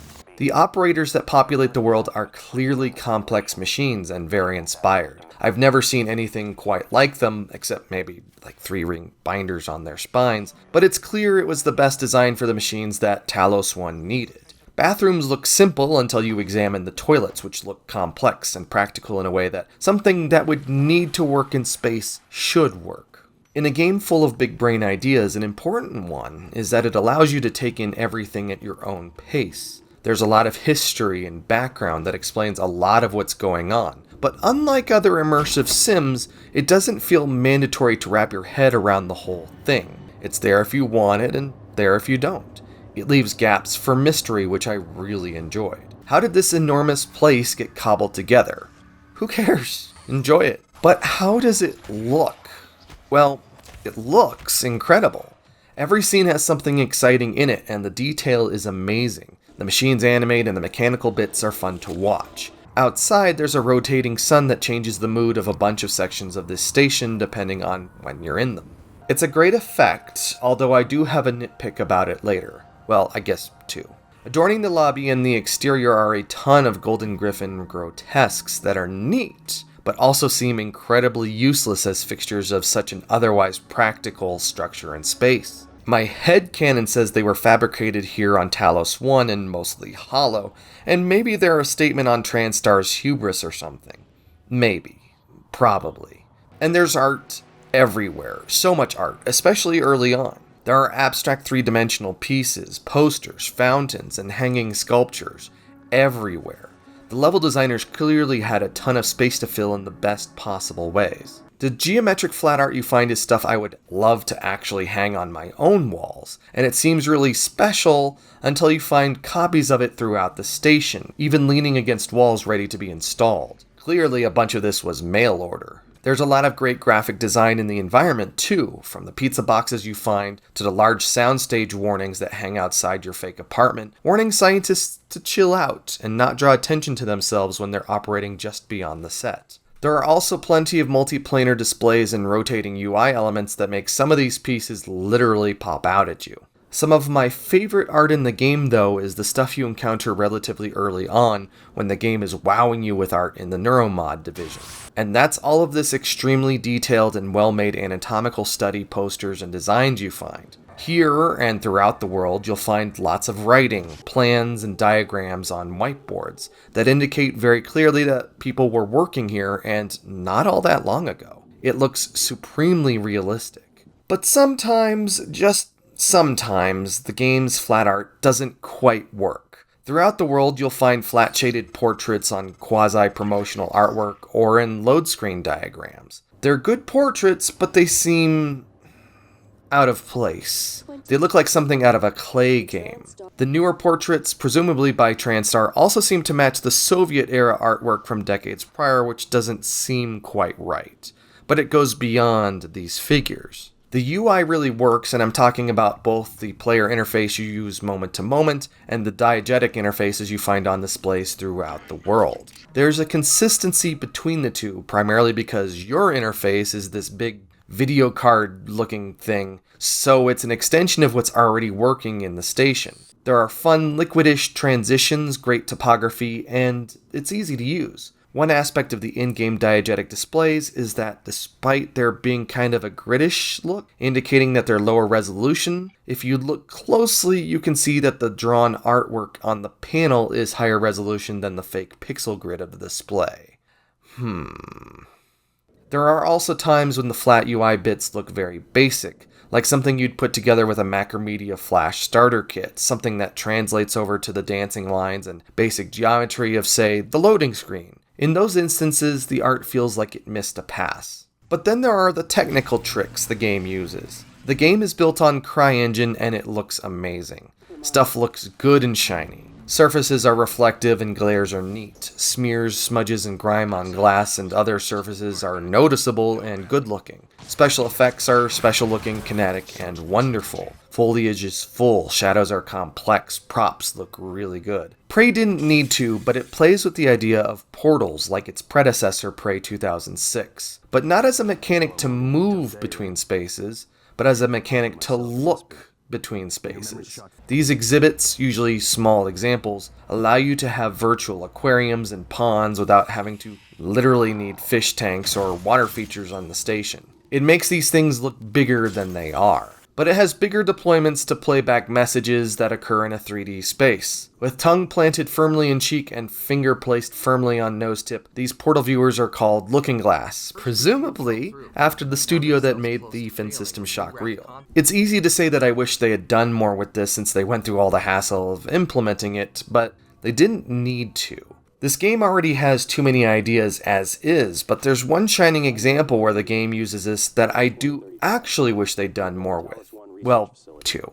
The first is when you reactivate the Looking Glass servers and play a video that's casually recording what's going on in the lab earlier in different lighting with people participating. It's not directing your eye toward anything in particular or directing you to stand in any particular position. It's just a recording, but it's neat to revel in the possibilities that these situations could create, particularly with puzzles. This then brings me to my second example. When you break out of your fake apartment and examine the surrounding abandoned lab, you come across a combination safe. On a whiteboard on the other side of the room is a spot where the code for that safe once existed, but no amount of detective work or scouring the lab is going to magically make those numbers appear again. But what if you had time travel? In Morgan's office, Operator January wants you to watch a video that you recorded for yourself, which happens to be recorded in that same room with both the safe and the whiteboard. And guess what happens if you look at the whiteboard just out of the default view of the camera? Oh snap! I didn't even realize this was here until someone on the Prey subreddit pointed it out, after I'd beaten the game. I wondered out loud, what if the game had trained me for this? Would I have been more curious to seek it out? To which some snarky commenter replied that the game had trained you with your fake apartment to begin with. The game's largest implementation of Looking Glass technology is the room that you start the game in. One entire wall of your apartment is a looking glass that you don't know about.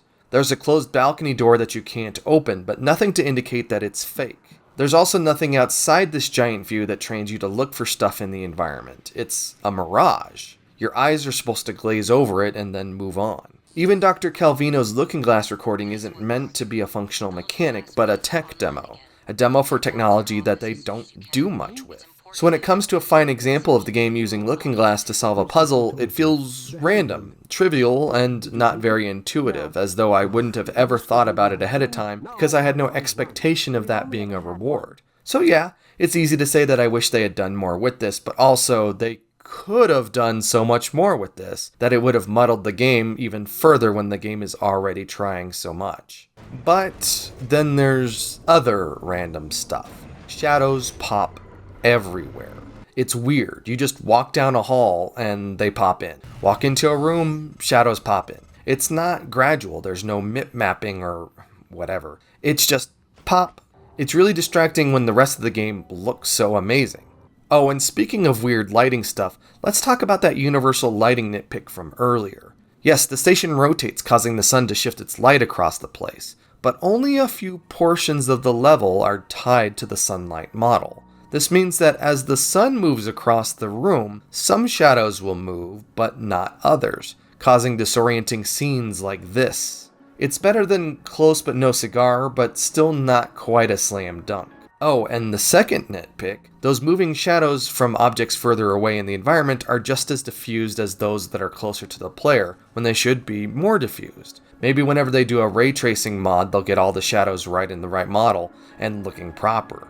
I guess they make up for the fact that the phantoms cause lights to flicker, indicating their presence, which is always cool.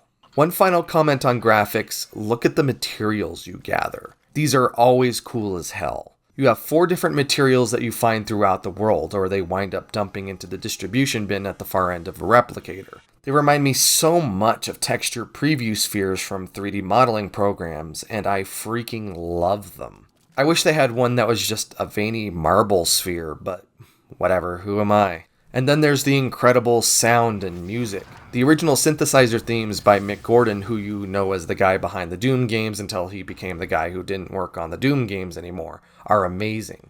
It evokes that upbeat, suspenseful horror and synthwave sound that we enjoy from 80s science fiction, and it really works. The opening theme on the chopper, Everything's Going to Be Okay, sets a real severe tone about what's coming. Semi-Sacred Geometry, or Danielle's song in the Yellow Lotus Club, is another fun track performed by Rafael Colantonio and composer Matt Pearsall on the soundtrack, but by Mae Whitman in the game, who plays the gruff IT lady Daniel Show. Yes, that Mae Whitman, but also, yes, potentially problematic. You know who else is in here? Benedict Wong as Alex Wu, James Hong as William Wu, Tom SpongeBob Kenny as the medical operator, prolific voice actor Stephen Blum as Walter Dahl, and our boy Stephen Russell of Looking Glass fame as Dr. Sylvain Bellamy. Holy hecking crap. And then there's the sound design with the fuzzy sounding operators, the rumbling sound of the engine, the muffled sound as you go EVA, and those incredible stingers as you acquire things or unlock information. Like its predecessor, the sound design and technical implementation is just incredible in this game. Operator Scaling at your service.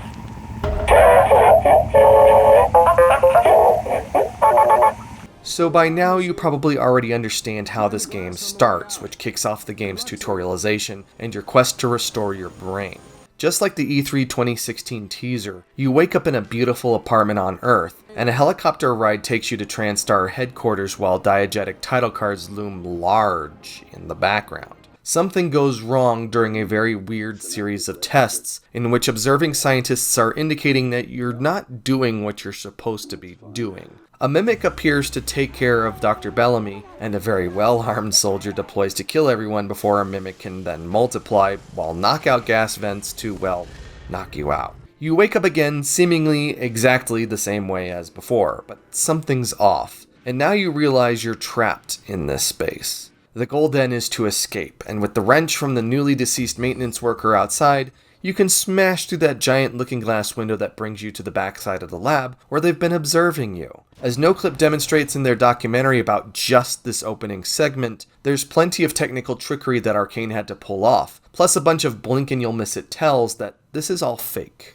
This Groundhog Day-esque intro could have easily gone on for a while. It could have become a game all its own, and in a way, I guess it did with 12 minutes. A game that's become infamous for how tedious and inflexible it is. Still, this is what Arkane and Bethesda tease the world with, and before the illusion becomes irritating, or worse, boring, you're exploring the laboratory and tinkering with all the switches they just used on you before you realize that you're on a space station on the far side of the moon. It's definitely one of the most memorable opening sequences in a game, but I can also see how it would create the first impression that this is a game that will hold your hand far more than it actually will. Again, Prey banks on the player being imaginative and open to improvised novel solutions when clicking on enemies isn't good enough. I can see how the game would disconnect for those players just a few hours in when they don't know why the game is working so hard to throw mechanics at you after a relatively brief period of time, or really, what to do with them. It's not quite the rug pull of Brutal Legend where they teased a platformer and gave you a real-time strategy game, but I can see how this was the end of the road for people who were really hoping for something to pull them deeper when they didn't realize that this was the part where they needed to meet the game halfway. We've talked plenty about Talos 1 in terms of aesthetics and construction, but not so much in terms of how it feels like a space you interact with, except for the parts where I did, or how it really fits in the story, except where I have. Talos 1 is a big functional space with lots of distinct sections with their own utility. It's fun to tour the sales department of a space station. Like, who the hell gets shipped to the other side of the moon to sell stuff? And then there's the fitness center, a shuttle bay, an arboretum, a massive service tunnel that runs the length of the station, on, tons and tons of other things. This place is massive and every section feels unique without ever feeling disjointed from the others, except when it absolutely makes sense for it to be. The levels feel sturdy and meaningful, like you're traveling or floating through a virtual ISS on an incredible scale, thanks to Arkane's multiple levels of design in which architects block out the space first, then designers come in and make it beautiful, which I guess is pretty common for expensive games for a long time. Everything is wrapped together sensically, and even if it isn't one-to-one against the shell of the station, it's still extremely rad that they got so close. Because the station is so big, there are plenty of spaces you can reach that don't actually provide any value. An example would be the ceiling area of deep storage teased at by scaling some conveniently located computer cabinets. I'd hoped it would get me around this electrical hazard in the next room. Nope. If you're thorough in how you explore or pick through these levels, there are quests that you can solve nearly as soon as they're given with an item you may have found somewhere else, or a skill you may have already upgraded, rather than having to backtrack all the way out to another part of the station. The game will even respond to this sometimes, in my experience. Talos 1, being a place that hosted an entire alien massacre before you came to, provides a lot of opportunities for interactive storytelling. Being an immersive sim, of course you can interact with a billion things that don't matter. You can flip up theater chairs, turn on faucets, flush toilets, or play a keytar. There is literally no point to this here or any other similar game except to hide the truly useful stuff among the environment so it's not so obvious, but also to be really cool. You'll also find plenty of reading material in this game from the moment you wake up. There are tons of articles, continuing work of fiction with a title that only the Penny Arcade guys could have written, and tons of other documents. There are also post-it notes with key codes, those research whiteboards, and fun little environmental gags. Here are a pair of favorites. The first is when you're wandering through the psychotronics labs. There is a ton of lab equipment in here with post-it notes attached, and not a mimic written on them to flag to any other scientist or passerby that that particular item isn't going to spontaneously erupt at you. The other are these reployer things. They look substantial and important, but as you examine them, they don't seem to have any apparent use. In fact, dig through some emails and you'll find the crew aren't quite sure what they're for either. Then there are the post-mortem scenes where you wonder what happened to some poor soul. You'll find bloody steps. You'll find this guy perched on top of a security booth with a weapon. You'll find this lady burned to a crisp amid a roaring chemical fire, etc. This game could also be the basis for some kind of Condemned-style true crime forensic game too. Do they make those kinds of games yet? Because they should. They'd sell 1 million copies. And then you have the dream of Ken Levine with System Shock 2 and the Von Braun. Spacewalking.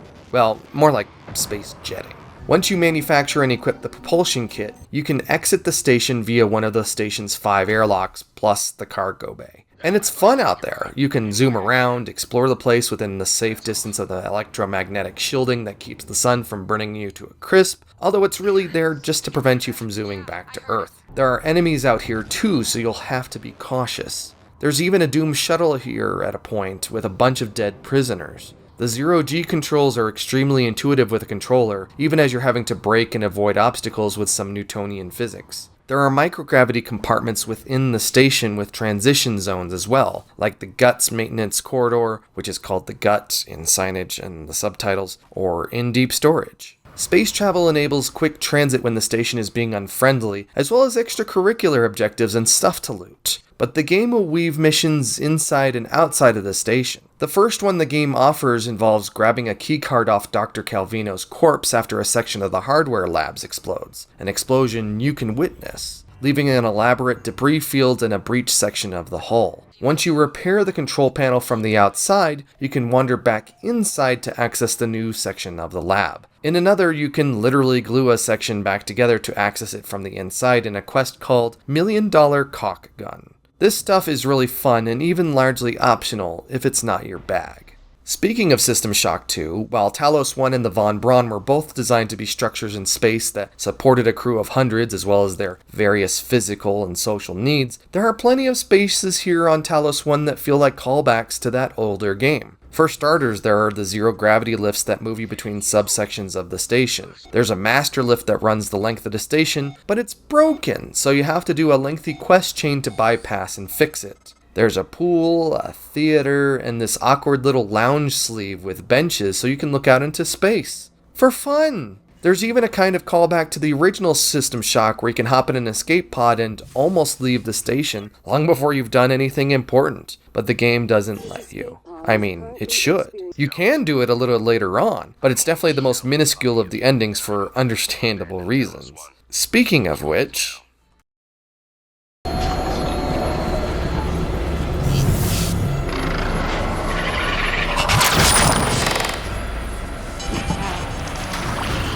Can you imagine that you're a Soviet cosmonaut doing space stuff early in the space race, and an oily, undulating alien quadruped attacks you on some thing you're doing in space? You can fight it off, but it means nothing because there's nothing you can do about this. I'm sure there's an explanation about how the Soviets were able to build a lab around this thing while not also being made into mimic food, but whatever, who cares? For this reason and that, the mimics evolve and grow into an ecosystem of aliens that collectively become known as the Typhon. It's fun to want to dig into the mystery of this species and even more fun to not really know.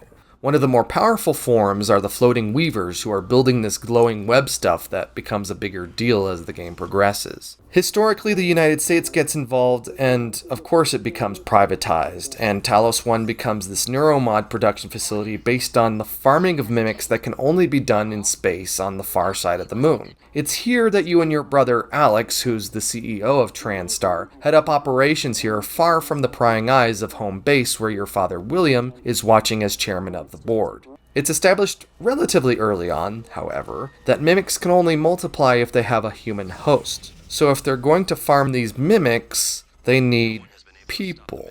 So they ship prisoners, psychopaths, basically death row inmates who are going to be executed anyway, to do this. And who cares? It's for the betterment and advancement of humanity, so there. Plus, they're democratizing what are essentially cybernetic modules, so that's great too, right? So these neuromods, what do they do? Well, obviously they help you gain your abilities, although I don't know how altering your brain gives you a bigger backpack, but maybe that's like a strength thing. Whatever, who cares? The U's see the potential of neuromods to inject Typhon abilities into humans, allowing for us to lift things up into the air via telekinesis or morph into coffee cups. Psi powers are basically magical abilities by any other gaming convention. The energy tree is mechanically another kind of gun with another kind of ammo. Your kinetic blast is an area of effect weapon that's basically a grenade launcher. The Psycho Shock is a good individual punch to the gut that disables a Typhon's psychic weaponry for a bit, and this 1-2 punch of powers was incredibly effective for me. Using them also freezes time, allowing you to effectively target your enemies, something your mechanical weaponry doesn't provide. There are other offensive abilities, but min-maxing these was a priority for me. I mentioned way earlier that the telepathy and the morph and etc. are kinda tinted in my mind because I didn't invest in them initially, but in my second playthrough after I'd already built out a bunch of human tree abilities, I didn't feel the need to morph into stuff or mind control people when I was invested in hacking and upgrading my weapons as I went along. I didn't feel the need to mind control robots when I realized that turrets were not the severe enemies I thought they were. Although in retrospect, it would have been better against those operator jackasses. If I didn't already have a set of discrete human abilities that were alternatives to guns, like stealth, hacking, and jumping, I would have potentially dipped into the psi abilities that were alternatives to guns. To set up my next point, Patreon associate producer James Wyatt has this to say. I liked the verticality of the level designs, but felt obligated to creep along and constantly slip down the visor looking for mimics. I will say that the nightmare enemy is one of the most terrifying things I've ever seen in a video game. I never knew when it'd show up again. So there's a catch with alien abilities because as you start adding them, the nightmare appears, which is, yeah, a massive scary alien. It's thankfully not difficult to destroy, but a bit of a terror to evade when resources are limited. The nightmare appeared periodically in my first run when I'd only put points to the first level kinetic blast, but it didn't make much sense until it was materializing on a regular basis immediately after adding Typhon abilities. This is all to say, again, that playing as all human or all Typhon is a bit of a fool's errand. Embracing psi powers doesn't really change the game beyond the moment-to-moment gameplay. We'll talk more about the game's big ideas on ambiguity in a bit. Despite the freakishness and pure psychopathy of the Typhon, Prey is not a horror game. It has horror, but unlike System Shock 2 or other standards of the genre, it's not designed to have you on the edge of your seat, anxious about each new corridor or enemy. In that way, Prey really feels more like the original System Shock, in that you're in a playground that's kinda scary sometimes versus being feet away from a jump scare at any point. This meant I felt compelled to keep playing and experimenting, an experience that was more Deus Ex than System Shock 2, where you could consider the entire playground and its possibilities, rather than the one that will minimize anxiety while accomplishing your goals. There are few dark and scary segments, and the ones that are in here are more theatrical than psychological. The game gives you a flashlight which saw far more use here than the lighter did in Prey 2006, but certainly not worth a dedicated button on the D-pad I could have assigned to another weapon or power. I'm thankful for the balance that Prey strikes because I felt I really got to play it instead of merely tolerate it. Having powers that allow me to one-shot evil energy aliens feels great, rather than perpetually feeling behind the curve even as the game exposes you to tougher and more deluxe forms of the Typhon hierarchy. The game also doesn't shamelessly respawn enemies just to keep you on your toes, a mechanic that System Shock 2 could have done without. Yes, Prey still repopulates levels as you wander back and forth between sections progressing the story, but it's clearly plotted and part of a master arc. Still, I pine for an immersive sim like this that isn't as freaky or scary, and I guess that's what Deus Ex is. I'll muse about this a bit more later too.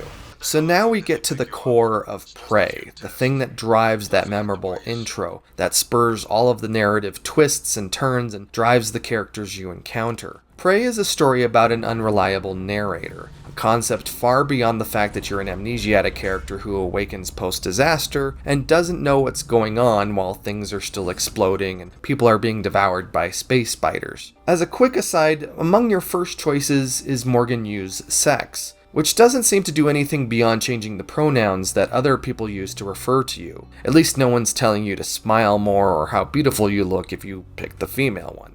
As you break out of your apartment and the subsequent neuromod unit, you realize that you are the latest instance of Morgan Yu. Your brain is something that can be flashed and rebuilt from a static image as part of the neuromod installation process. Previous versions of you have left hints, audio logs, messages for you, and not just discrete communications, but actual physical mechanical operators to enable you to achieve your goals set out, well, for you, by yourself. A version of yourself that no longer exists, and may or may not be trusted. These operators are even named after months, presumably the months that they were built, and you'll find plenty of documentation where Morgan acquires materials kinda off the books to make them. These present how increasingly dedicated previous versions of Morgan were to getting you out of the situation that he's in and you will be in. Morgan Yu is an important part of this entire Typhon experiment, and you really feel like he's just a lab rat in his brother's experiments.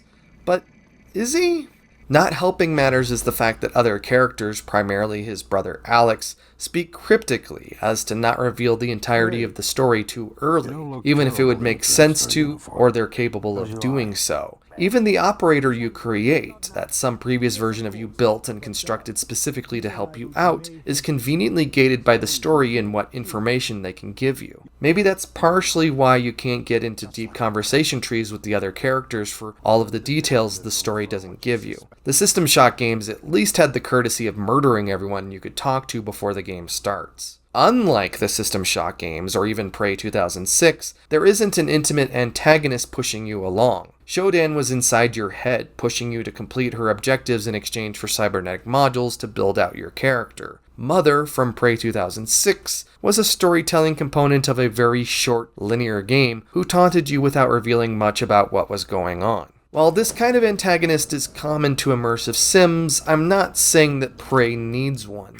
There is no real central antagonist, and for the sake of the game's story, it wouldn't make much sense to have one anyway. I bring this up for a few reasons. For one, the game's villain is the Typhon collectively, a personality-less mass of skittering spiders and not cacodemons and oily spirit soldiers. For two, it's Alex. But for three, it's not Alex. He has a gravelly tone that implies a serious darkness. He's cryptic as to not help you, but he never actually comes across as evil, maybe numb to the whole thing. He's watching you and making casual observations as you encounter new sections of the station, but he reviews information that you should already know with a wistful tone, and he knows that you don't know this as the current iteration of the character, but also the player. That's why this genre, or subgenre if you're being pedantic, and you are being pedantic, you,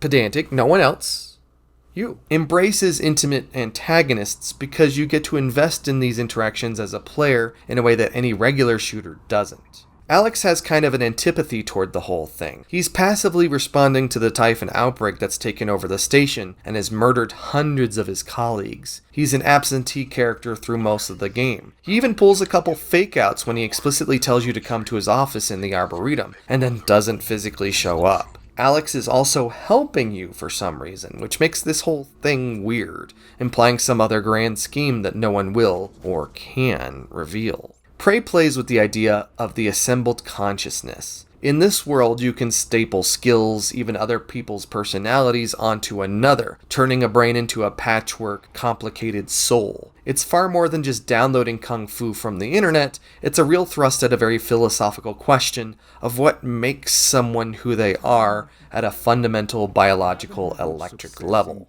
There are many things you can ask about this, which is far beyond the scope of this review, but here it's relevant because it's the key idea behind the game's big twist. It's such a big twist that when it's revealed, it contextualizes everything that comes before and what they're trying to do with the story.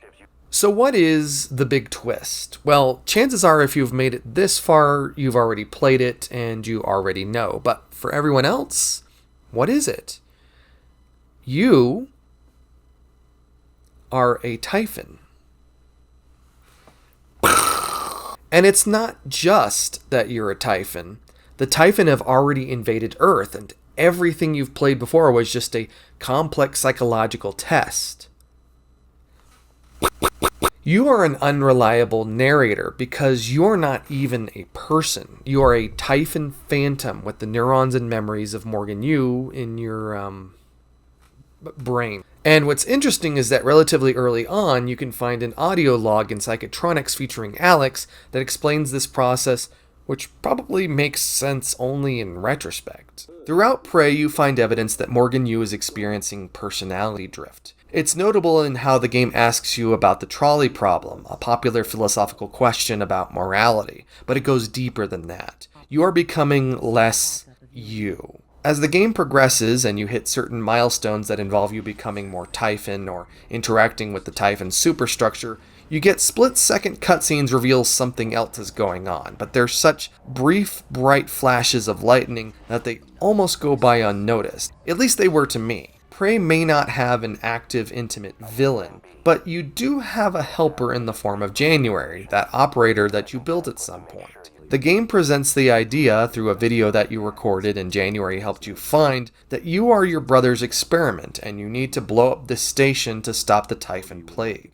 You've programmed January with these ideas to serve as an escape plan as Alex keeps flashing your brain with neuromod installs over and over and over again. But the game goes in reverse, going from you, current stage Morgan, back to how it all started. And this is all a bit confusing because previous versions of Morgan got to wander the station and work out of their office, whereas this is all new to you as the player and as Morgan playing the game. The game's final act opens with another video that Alex has been saving for you. It's a Morgan Yu from early on in the neuromod experiments. Morgan is excited, ambitious. I feel more like myself than ever, they say, as Alex reveals that Morgan is becoming the guinea pig to this neuromod experiment to improve humanity and contain the Typhon. Alex agrees to help, but only if Morgan records this video, which serves as an insurance policy in hopes of convincing the player, a late-stage Morgan, that Alex is right. Complicating things is the previously mentioned personality drift that you encountered through documented snippets scattered throughout the game.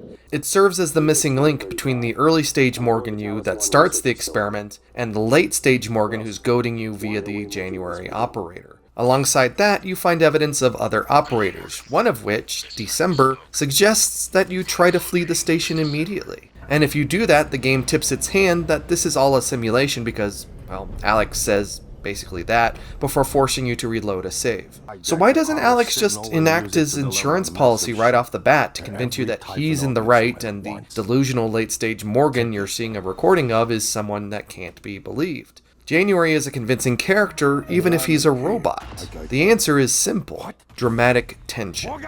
Prey spends the game using January to establish an emotional case about why you should believe in him, but also why you shouldn't believe in Alex. Then in the last act, Prey dumps the most logical case it has at its disposal and asks you to believe Alex and disbelieve January. So then you have a choice, which facilitates the game's two endings. Early stage Morgan believes that you can build a null wave emitter to annihilate the Typhon threat. Late stage Morgan believes that you should get your hands on you and your brother's arming keys to blow up Talos 1, killing everyone on board, but also, theoretically, killing the Typhon as well. Both scenarios are somewhat predicated on the assumption that the Typhon have broken containment, but also haven't made their way back to Earth, and you need to do something drastic to destroy them. Like, you know, a test. Alex isn't a villain. He doesn't even act like a villain. He comes across as a proctor, even. And so it's with this complicated scheme that Prey justifies its amnesiated protagonist, who awakens in a world they don't understand, and need everything explained to them. The explanations are deliberately made and placed, so it ultimately falls on you, the player, or you as the character Morgan Yu, to make some very serious decisions. So then we come to the post-credits sequence, a hidden place where all is revealed. You come out of a virtual experience to a bunker where Alex stands nearby with 4 operators floating beside him. Alex is subjecting you to this test over and over again, in the hopes that he will eventually find some combination of Morgan's neurons in a phantom body that will allow a Typhon to empathize with humankind, allowing them to recover the Earth. Alex establishes relatively early on that the Typhon aren't capable of empathy, so when they become a threat to mankind, his job is to find a way to bridge that gap through Morgan. That glowy web stuff that the Typhon weavers are hanging up all over the place like Halloween decorations is called coral, and it's all part of an elaborate psychic antenna to lure reinforcements from elsewhere in space. It's in the last act of the simulation that they arrive and start smashing up the station, forcing the player to make a vital decision about the fate of the station and potentially mankind altogether. One of these endings is supposed to represent what an empathetic being would do, and the other is supposed to represent what an unempathetic being would do. A human ending versus a Typhon ending. Alex explains that the game you play is a composite of Morgan's memories, but it's not clear what actually happened. It's not even clear what happened to Morgan, the person, since you're a phantom with strings of Morgan's neurons. Is he still alive in a jar or something? Probably not, especially as more and more of him is being injected into this Typhon body. But who knows? All of that is a lot to consider, but the way it facilitates it effectively is through its intentional ambiguity. Throughout the game, you're helping or harming people and completing missions without clear payoffs, and it's not clear what doing any of these things mean.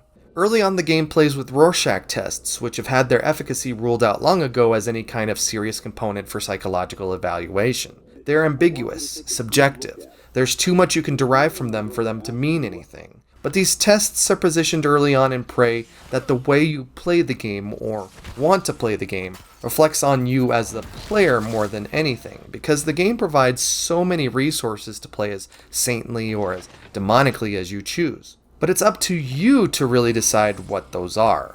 It's not until the very, very end, staring at those operators, that it becomes clear that this whole thing is a test to prove how much humanity you have as the player, or again, as strands of Morgan's neurons inside of a Typhon. To that end, it's great that the game doesn't signpost that any action you do was some kind of really good or super bad to funnel you into certain ways of playing. And this is true even as failing quests looks inherently bad, while pulling them off looks inherently good. You're not getting experience points or special currency or even really many material goods for completing or not completing quests. This is something I was really frustrated with in BioShock, in which you saved or didn't save the Little Sisters. In retrospect, it was frustrating in BioWare's Star Wars Knights of the Old Republic with its very specific light side and dark side points mechanic that really leaned into you being a saintly hero or a mega dick asshole by making your choices so starkly different that it was clear what end you were trying to achieve. My first playthrough of Prey, even though it focused on the base human abilities, actually allowed me to experience most of the game by the power of empathy alone. By wanting to see my colleagues not just stay alive, but to succeed and see their personal storylines taken care of, you see more of the game.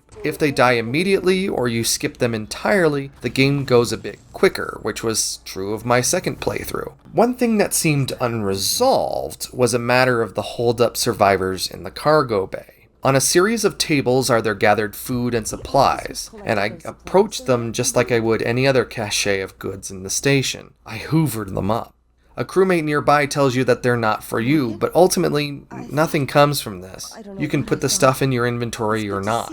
There are plenty of people you can save along the way, or at least not kill when they're under mind control, which can create entire quest lines, in particular, the brain trust when you manage to assemble a critical group. But again, none of this is signposted. Doing this or that isn't good or bad. It may just take more or less time, and you may get more or less of an experience out of it. Remember Will Mitchell? He factors into this as well. Behind the scenes, these saves and not saves and completed objectives with no obvious rewards compile to create a kind of morality score. In the hidden place, the operators step forward one by one, or I guess they float forward, representing the characters of the Brain Trust, listing off your accomplishments and reflecting on whether you, as Typhon Morgan Yu, have demonstrated enough humanity to save mankind. Alex then says that they have to decide, but then ultimately turns to you and asks you as the player to decide, which then creates the second real set of endings. You can shake hands and vaguely allow mankind to survive through cooperation with the Typhon, or you kill everyone in the bunker, and then, well, that's the last of humanity's efforts to save themselves. In a way, it really does mitigate the point of all those things you did and all the scorecarding they do if you're just given a binary choice, which I think is the weakest component of all of this. There are so many questions the game asks, but I was very comfortable in not knowing the answers, like, why are the characters you supposedly helped now operators in the end? Were they always operators? Were they just AIs inserted to facilitate some complex trolley problem? And ultimately, who cares? Prey doesn't leave you dangling, it leaves you curious. Looking at the game in retrospect, my big wish is that they'd leaned into the fabricated memories idea. If you save Dr. Igwe from his leaky cargo container, he gives you a personal quest where he reveals that he can play the piano in his mind thanks to the theft of a pianist's memories, which raises a lot of interesting ethical questions.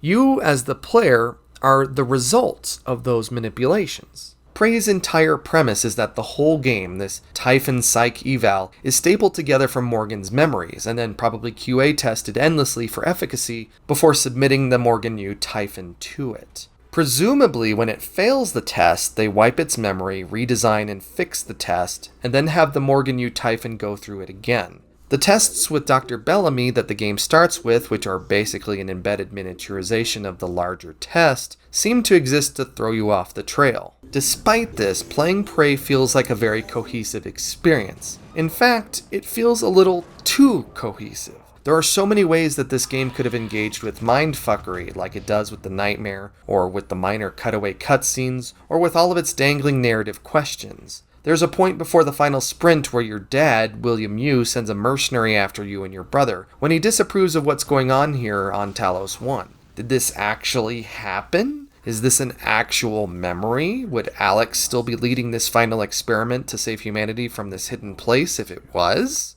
There were so many ways that the game could have broken in a way that resembles something like Michel Gondry's Eternal Sunshine of the Spotless Mind. Like, maybe you enter a room and you come to mid-conversation as though you've jumped in time and space somewhere, or characters aren't quite what they seem, building on the Will Mitchell idea but not crafting it to be so effectively copacetic and plausible. Maybe you could have hopped back in time to when the station was functional and populated, but then through an actual, portal teleportation mechanic, could have been brought to the real world later on. BioShock Infinite played with this kind of dream logic when you skipped between dimensions, and it was one of the best things it did. The game made you doubt what things mattered, what things were real, and kept you uncertain about what was truly going on, despite your character being such a major figure in what was going on. But I also have to understand that all of this theatricality would have potentially spoiled the surprise, a surprise that isn't revealed until a point so late in the game that there has to be a non-trivial number of people who exited out of the game and missed it entirely. But if you know that this is a simulation, or that the things you do ultimately don't matter in the grand scheme of things, which to its credit the game does tease throughout, the stakes become dramatically lowered. But there's something a bit bigger involved. From the Game Informer interview, I certainly got the impression that the game's narrative was an obligation to make this simulated playground make sense, and if Arkane could have just made it fun on a space station game against an alien threat make sense any other way, they would have. On a completely random note, it would have been interesting if Alex was dramatically older in the post-credits resolution, indicating that they had spent some time trying to figure out how to, make all this work. Still, my gut pings me that this was the biggest opportunity of an otherwise stellar game. Ultimately, to preserve the entire conceit of the narrative, the way Prey's story was executed might have probably been the best way to do it. This is especially true since a game's narrative is typically the most static component, and in the case of Prey, it has to sit up on top of the game's hyper-dynamic setting and gameplay. If they had leaned more on scripted components, they could have easily hamstrung the dynamic playground they built. The moon is a harsh mistress. The longer you're here, the harder things are going to get for you. This is going to be a brief section. Hey, this is Nick in the editing bay. I just want to give you a heads up that I had footage of Mooncrash, and somehow it disappeared like a Typhon. And so what I'm gonna do is insert this footage of Deathloop that I do have, because I don't have access to Mooncrash anymore. And I'm hoping it's just gonna make sense. Anyway, here we go. Honestly, I'd weighed whether to include my thoughts on the DLC or not, because it's essentially a standalone experience and doesn't weigh on what I think of the rest of the game. Mooncrash was a surprise DLC to me and seemingly lots of other people after the middling commercial performance of the base game. Bethesda probably gave Arkane the latitude to make this on the presumption that they'd have to buy a copy of the base game to get it, so if it worked out, it would be a win-win. Mooncrash isn't an expansion of or additional content for the main game, but instead a separately built roguelite within the Prey universe, but set on the moon. It's also supposed to be very similar to the structure and gameplay of Arkane's own Deathloop, which released 3 years later, despite them being developed in parallel at their separate studios in Austin and Lyon. So to kick this off, I present 3 points. I've only played a little bit of Deathloop. I'm glad they did something different with Mooncrash, props to them. And I didn't like this at all. You're a hacker on a moon base and you use a looking glass headset to pilot a cast of characters to escape it. You start with one unlocked character with minimal Typhon skills, and by performing tasks and taking out enemies, you get points that you can then use to unlock abilities and acquire equipment. Obviously, you're not going to pull this off the first time around, so you'll have to do it over and over again until you've made things so efficient that you can get all 5 characters to the escape pod area in a single run without dying. That's the premise as I understand it, and on paper, that seems neat. I put an hour into Mooncrash and dropped it cold. If you're racing down to the comments to type out, "Oh, if only you'd put in the time, blah blah blah, it would have been amazing," I don't care. I'm glad you like it. I did not. It's both cool and also strangely spare that Mooncrash borrows so much from the base game when this could have been a standalone game, which I guess it kind of became anyway. But it is cool that you do upgrade character abilities using powers and skills from Prey. Crossing the lunar landscape in low gravity is a bit of a slog. I really didn't like how slow this thing is and how genuinely helpless you feel playing it until you've acquired enough abilities. I was fine with the stealth action of the base game, even if it wasn't what I leaned into for the most part, but Mooncrash basically mandated it to avoid a lot of the danger that will kill you early on. What I enjoy playing a game like Dead Cells or Hades or even Nuclear Throne, a game that quickly annihilates me, is that you feel powerful and effective from the get-go, even if large quantities of powerful enemies linger right around the corner. And as you play more, you become even more powerful, which makes you feel even more badass. But here, I didn't get that vibe at all. I'm sure Mooncrash is for someone, it clearly was, but it's not for me. I'm honestly mentioning it for the sake of mentioning it because I would be remiss to not at least give it a shot, especially when I gave the base game another shot. By all means, this is a standalone experience, but if you're familiar with the base game, you'll appreciate what this story is doing more. My thoughts on Mooncrash don't affect my thoughts on the base game, so take it or leave it.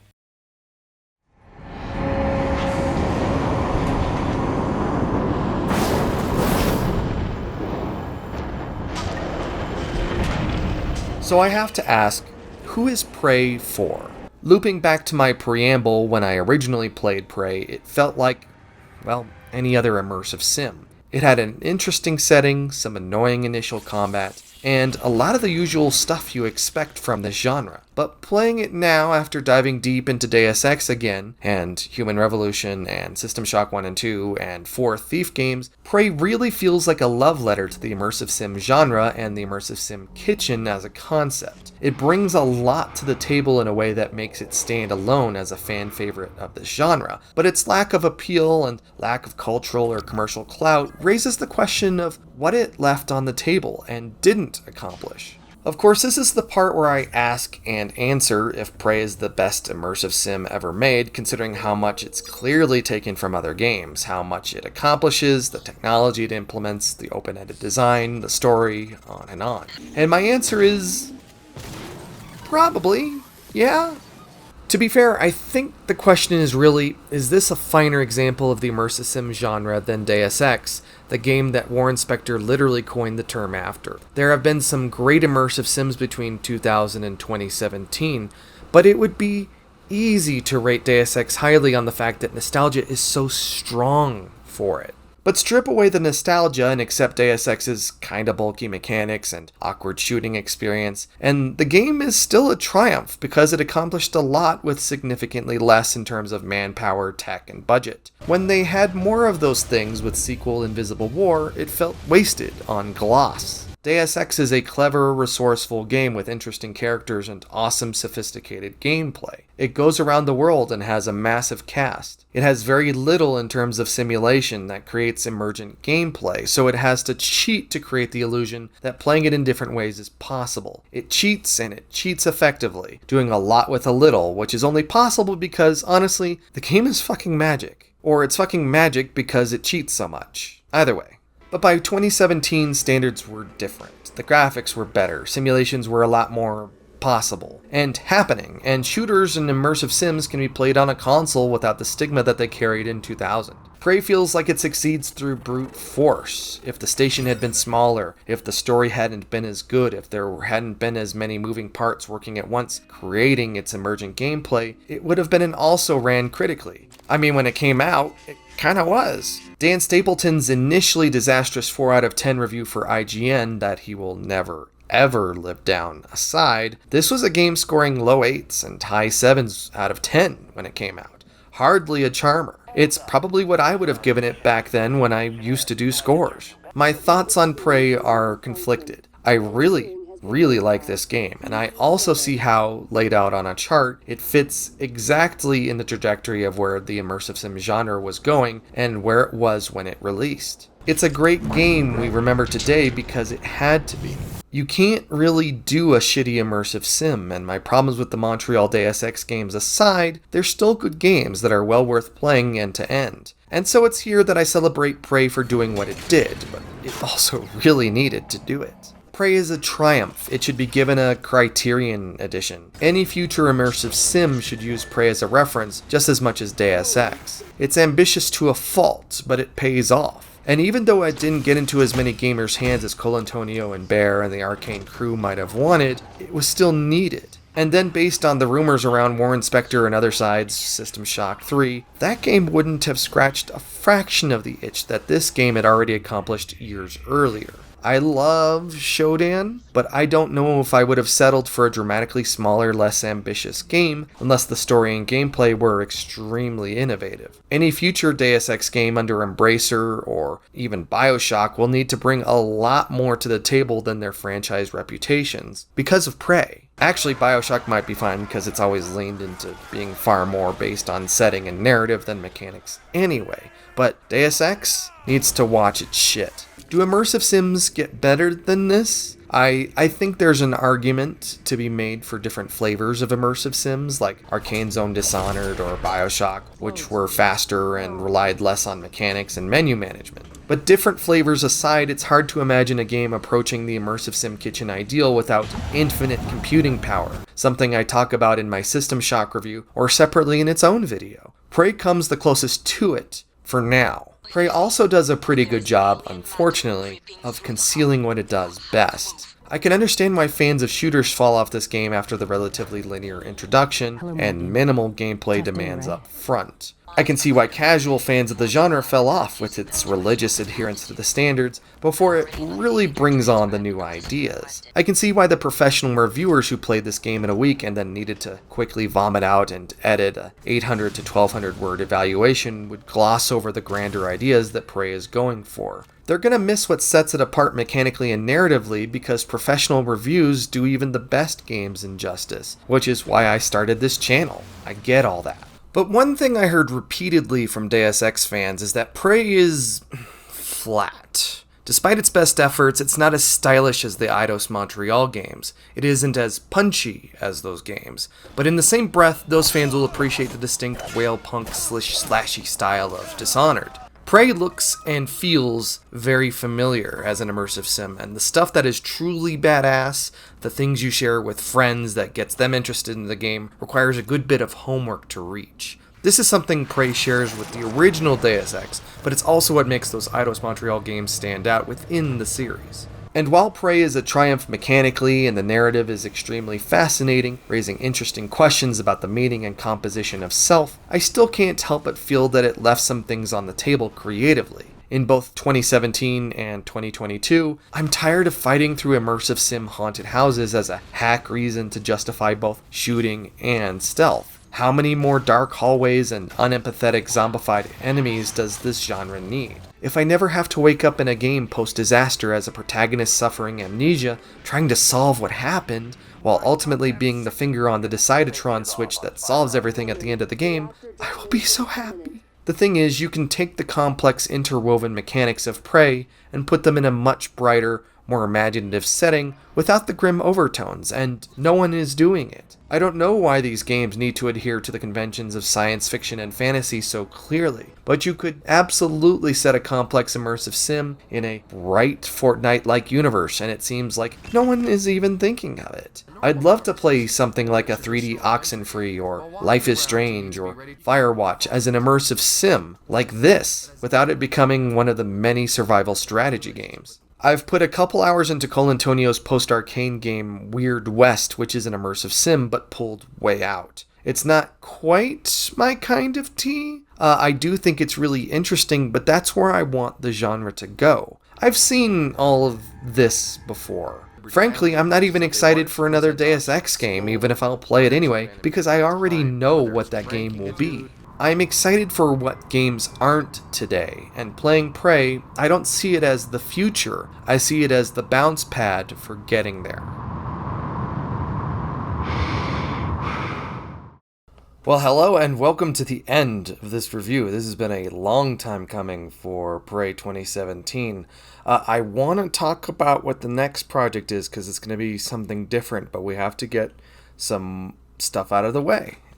That's what we do on the end screen here. So, first off, we got to talk about the Creator Corner. Unfortunately, I was on vacation. I was not able to finish those interviews. I had interviews with thesummerofmark, who's a producer, and as well as Shkatsky, Mr. Shkatsky, who are, Summermark isn't as small as he was when we talked back in May.